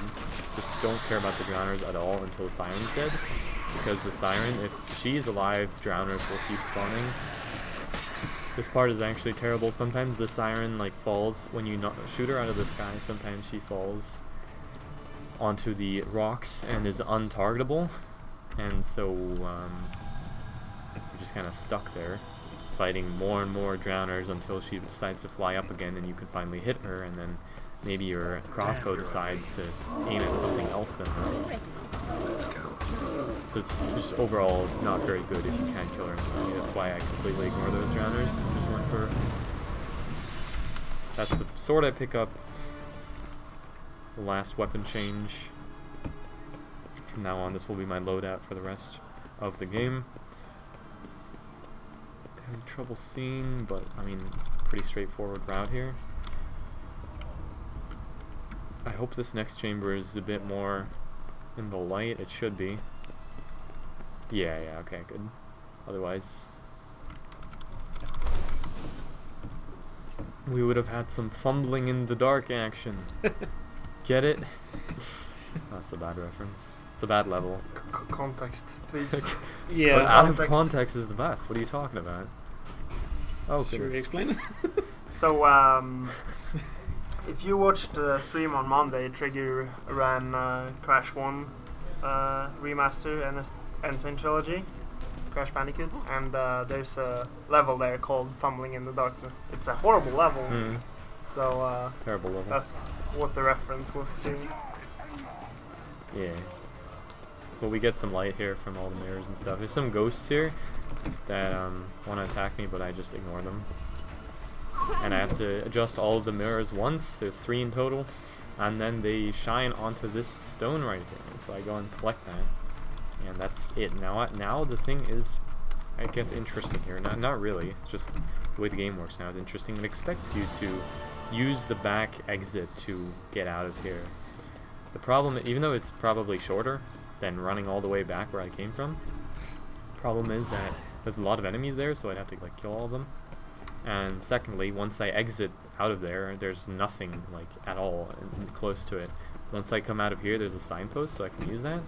Going out of there though, there's actually nothing. You have to ride with Roach for like at least 1,000 steps to get to the next place. Really annoying. So that's definitely not the place to go, even though there is an exit there. Just run back all the way here. There's also a place of power over there, but I have all the abilities I need. The skill points now would only be time lost, honestly. The menuing and picking them up is not necessary at all. I have enough damage, and I have my rend. It technically could also go for Whirl, but it has no real purpose in this run. Not that we found yet, though. It is useful in both the DLCs, but not here, so that's why I don't bother with any more skill points. Lastly, this that signpost I traveled to right there is also from the map. So some more of that. Yeah, I need to sneak on one of those Novigradian ships. I did not mean to take the swim. And take the boat here, drive over to that little piece of land you can see just before. I can only sneak onto their ships under the cover of darkness, so I need to meditate a bit. I'm gonna do that here though, because that's safer. Otherwise I'm gonna like bug out the boat again. Easier to sneak on board after dark. Trying to make it on here and then take a meditation all the way to actually 9 PM is the minimum, so I'm gonna wait till that and then cancel my meditation animation, otherwise I'd have to wait for Geralt to stand up again and everything. Thing is that cancelling your meditation often puts you into a weird glitch state where you can't jump and you can't interact with anything, also can't attack. It's on a timer though, it goes away after a while, so as long as you don't have to do any of those things, you're free to cancel your animation. If not though, then it's just better to let it play out. This actually never happens in the main game, only in one of the DLCs you really don't want to cancel the animation. Go up here, I press on this anchor. If you go from the other side, that anchor is really difficult to actually target, but if you could come from where I come from, it's very, very easy. Just press E. Alright. So that completes Skellige 2. Yes, moving on to the finale. Final boss fight. We'll be starting out with... Wait, that's not actually true. There's a bit of just dialogue left. And then we'll be starting off with Ciri. And then we'll be switching to Geralt.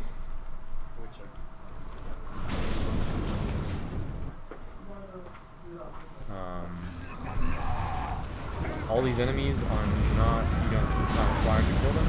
Just spam your way through them. You need to make it to the boss fight. This boss fight is very interesting. He has 2 stages. The first one is when you fight with Ciri.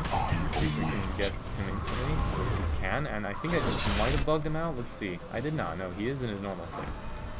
Alright, he's gonna hit me with those basically no matter what. Dodging those is... it's difficult. He shoots 3 in a row. I lost him. Oh, he's right behind me. I can always run them twice. Try to dodge that. Would have had to be a bit faster there. He's going to go for his triple attack again, which is really one of the most difficult attacks in this entire game to dodge. Again. This is a terrible boss fight, but that's fine. There's a way to glitch out this character where he essentially doesn't move, doesn't do anything. Just waits for you to kill him. And he keeps teleporting to the other side of the map. I'm out of stamina completely, so I had to use my fast attacks there. That was a bit scary, but we're alive. And after each boss fight, your HP replenishes anyway, so it doesn't really matter what happens, as long as you get through. Yeah, there's a way that's not at all consistent to glitch him out so that he doesn't move, doesn't attack, doesn't do anything, but you still do damage to him, so that's very useful when that happens. It's, so far as I could tell, it's random though.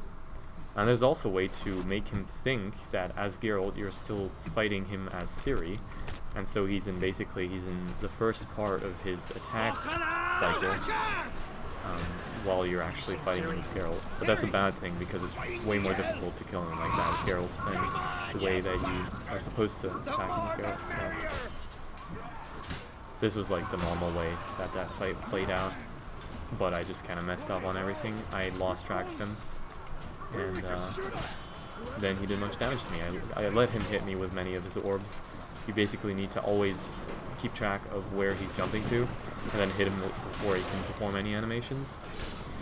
And now we go to the last boss fight. Well, technically the last boss fight is the heirloom. I can Ren slam him, by the way. I'm going to try to go for something here, which is completely random. I'm going to get him to 0 HP, even though that's not necessary. You only need to get him to like 2/3 HP for him to pull you to your next stage. But there's a chance that this entire next stage will be skipped if you do get him to 0 HP. Let's see if that works. He might just regenerate all that HP. Yeah, he won. Alright, well, that's fine. Just have to do it again. This boss fight is really... I mean, what do I say? I had messed up, so... There we go. As soon as you get him into a stun lock, you can just finish that. If you get there, you keep the run span going. And then he's going to miss him because he goes too far back. I just get him to 0 HP. And then he goes to his portal. Back there. And I run into it as fast as possible. After which, I'm going to need to try and hit him before he, like... There we go. Before he starts blocking me. Just got to hit him once with anything. And that's the end of that boss fight. Nice job. Good job, good job. Thank you. Boss fight looks Focus on Ciri. It is. I mean, it's a lot harder if you don't actually stun lock him. Yeah, obviously. Shit. An Yeah, earthquake. you can. He can't attack you once if you do it properly. Damn it! That ship's All right. about to disintegrate. Yennefer technically wants you to stay with her here, so you go together, and it is advisable to do that because it's safer. But if you know the route and everything, then you can just go on your own. It's just when you're with her, you don't really get hit by any meteors. Gotta be careful not to run into anything. So, yeah. His best time is 3:04. Yeah. Yeah, which is also the world record for this category. I get a horse here.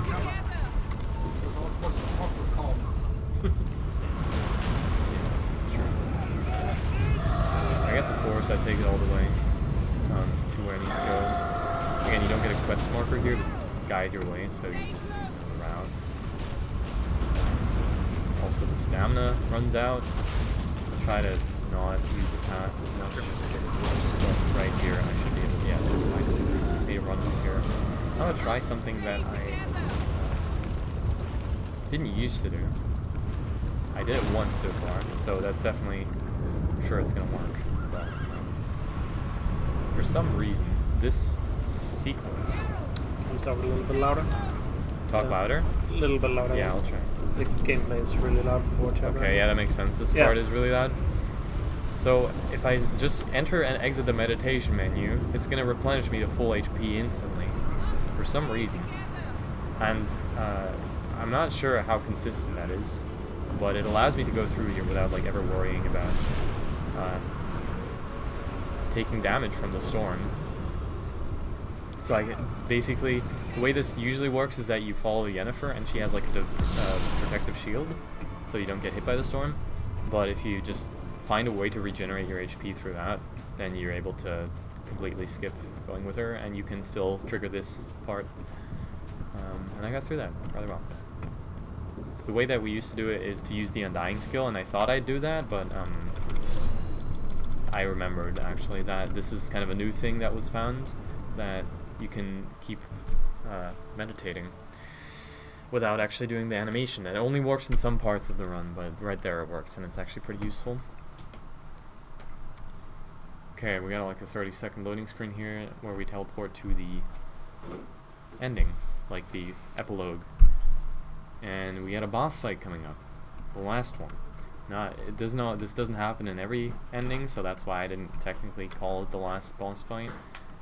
But Someone. First thing first, I need to call my horse, and she is completely where I... If I run there where the horse is right now, it's going to trigger a cutscene, and I'm going to need to do a quest that I don't want to, so I kind of got to run around this. If you ever play this ending, which I highly discourage from doing, it's kind of sad. You're supposed to do like stuff with a werewolf, like you're supposed to follow a quest with him, but if you run around him far enough, then you can just run straight to the end and do the boss fight here with the last crone that was not killed by Ciri. Try to get off here and actually trigger the quest. And I'm going to use my rend again to do this as fast as possible. And as soon as the cutscene triggers, we will actually have time coming. Do you want me to stop the timer? Sure, I'll let you know when. Yep. Humans do not lie. That little whore. Okay, she despawned. He's going to respawn. Let's try to keep running here. There we go. He's almost there. Not quite. The thing is that these monsters, they kind of start teaming up as soon as you don't... There we go. Time. Alright. Thank you. Yeah, those monsters start teaming up if you don't deal with her quickly enough. And if you're unlucky, she just simply starts despawning, goes somewhere else, and you don't really have a choice but to try and chase her through the monsters. But yeah, definitely a run that was okay for the setup that we had and the things. I'm pretty sure it would be sub 3:10 if you didn't crash, right? Probably not. No, it would have been like. Wasn't it like 3 minutes or something? 3 minutes. Well, I mean, I took like I used the restroom as well, so that was the time lapse for sure. But it wouldn't like 3:11 or something, 3:10 possibly. Yeah. All right, I don't know what's going on right now. The screen's black. It's not supposed to be. I think it's just going through the final, like the credits. Yeah. Yeah. Gonna skip through the ending as fast as possible so you don't have to experience. It's a very sad ending. But that was The Witcher 3 80%. Yeah, it's an interesting run. Definitely an interesting run. But I it's it's special for me. I don't know if other people enjoy it. There's a couple of other runners running it, so definitely shout out to that. Shout out to the new people that are getting into this. I'm very happy to see that there's some interest in it. It's definitely not a typical speedrun, as I've repeated a couple of times, but it's got some stuff to it, and I think there's a couple of mechanics to it that are still being figured out that could make the speedrun a lot faster. There's a couple of like glitches and skips that are possibly doable. Yeah, you believe sub 3 hours is possible, right? Well, definitely. Sub 3 hours is possible in the way it currently is. It's just a very RNG based run, so basically if you want to get that run, you really just need to be lucky and not make any mistakes at all, which is...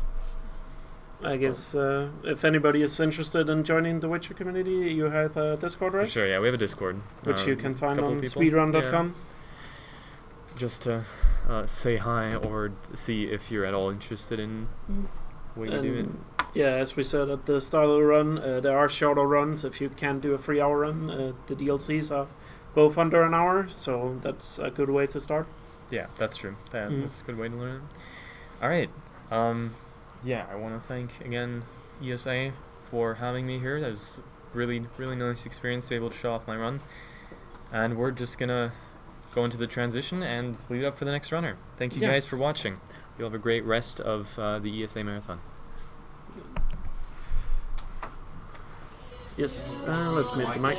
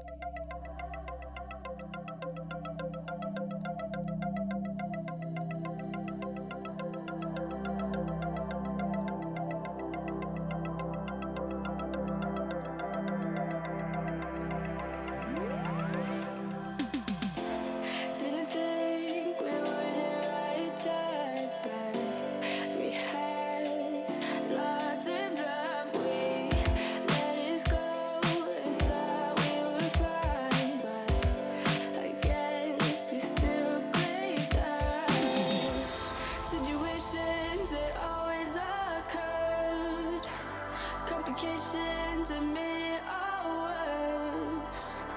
Obligations we needed to keep. Now you say you still want me. Never would have thought that I would be a day with you under the dark sky. Never would have thought that you would be singing with me under the big moon.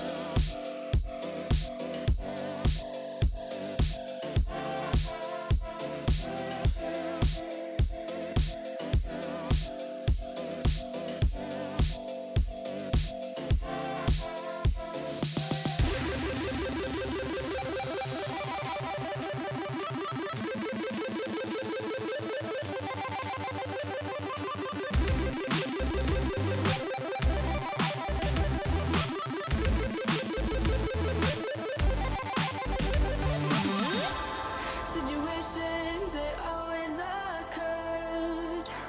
Complications admitted or worse. Obligations we needed to keep. Now you say you still want me. Never would have thought that I would be a day with you under the dark sky. Never would have thought that you would be singing with me under the big moon.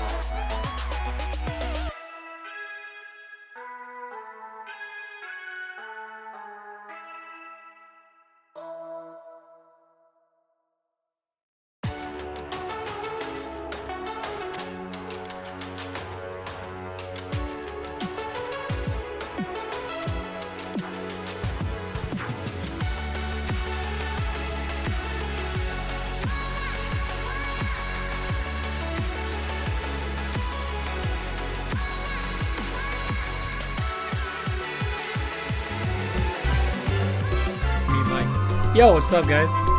We're gonna be running the best game ever, aka RNG Fest. Please don't cry if you get bad RNG of the game. I've turned the game down. But yeah, if Jack complains the game's too quiet, tell him. This is not the most friendly run in a marathon, but I'm just gonna do it anyway because I can get screwed. If I lose the map, I'm probably just gonna continue. But anyway, let's start. So for chat, if you want DK, press 1. If you want Waluigi, press 2.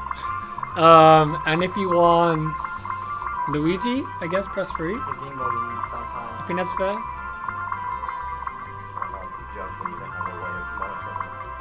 So DK1, Waluigi 2, and then yeah.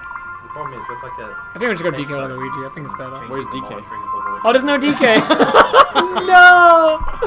All right, so DK's on the board. Yeah, he's on the board. This guy runs the game. Debated. All right. I don't know. We'll play Waluigi. Debated. All right. Oh no, we're playing easy mode. Weak. Don't use Luigi. Why? Because you'll think you'll be him. Don't you always play Luigi? Oh. That's Oh. Unhappy.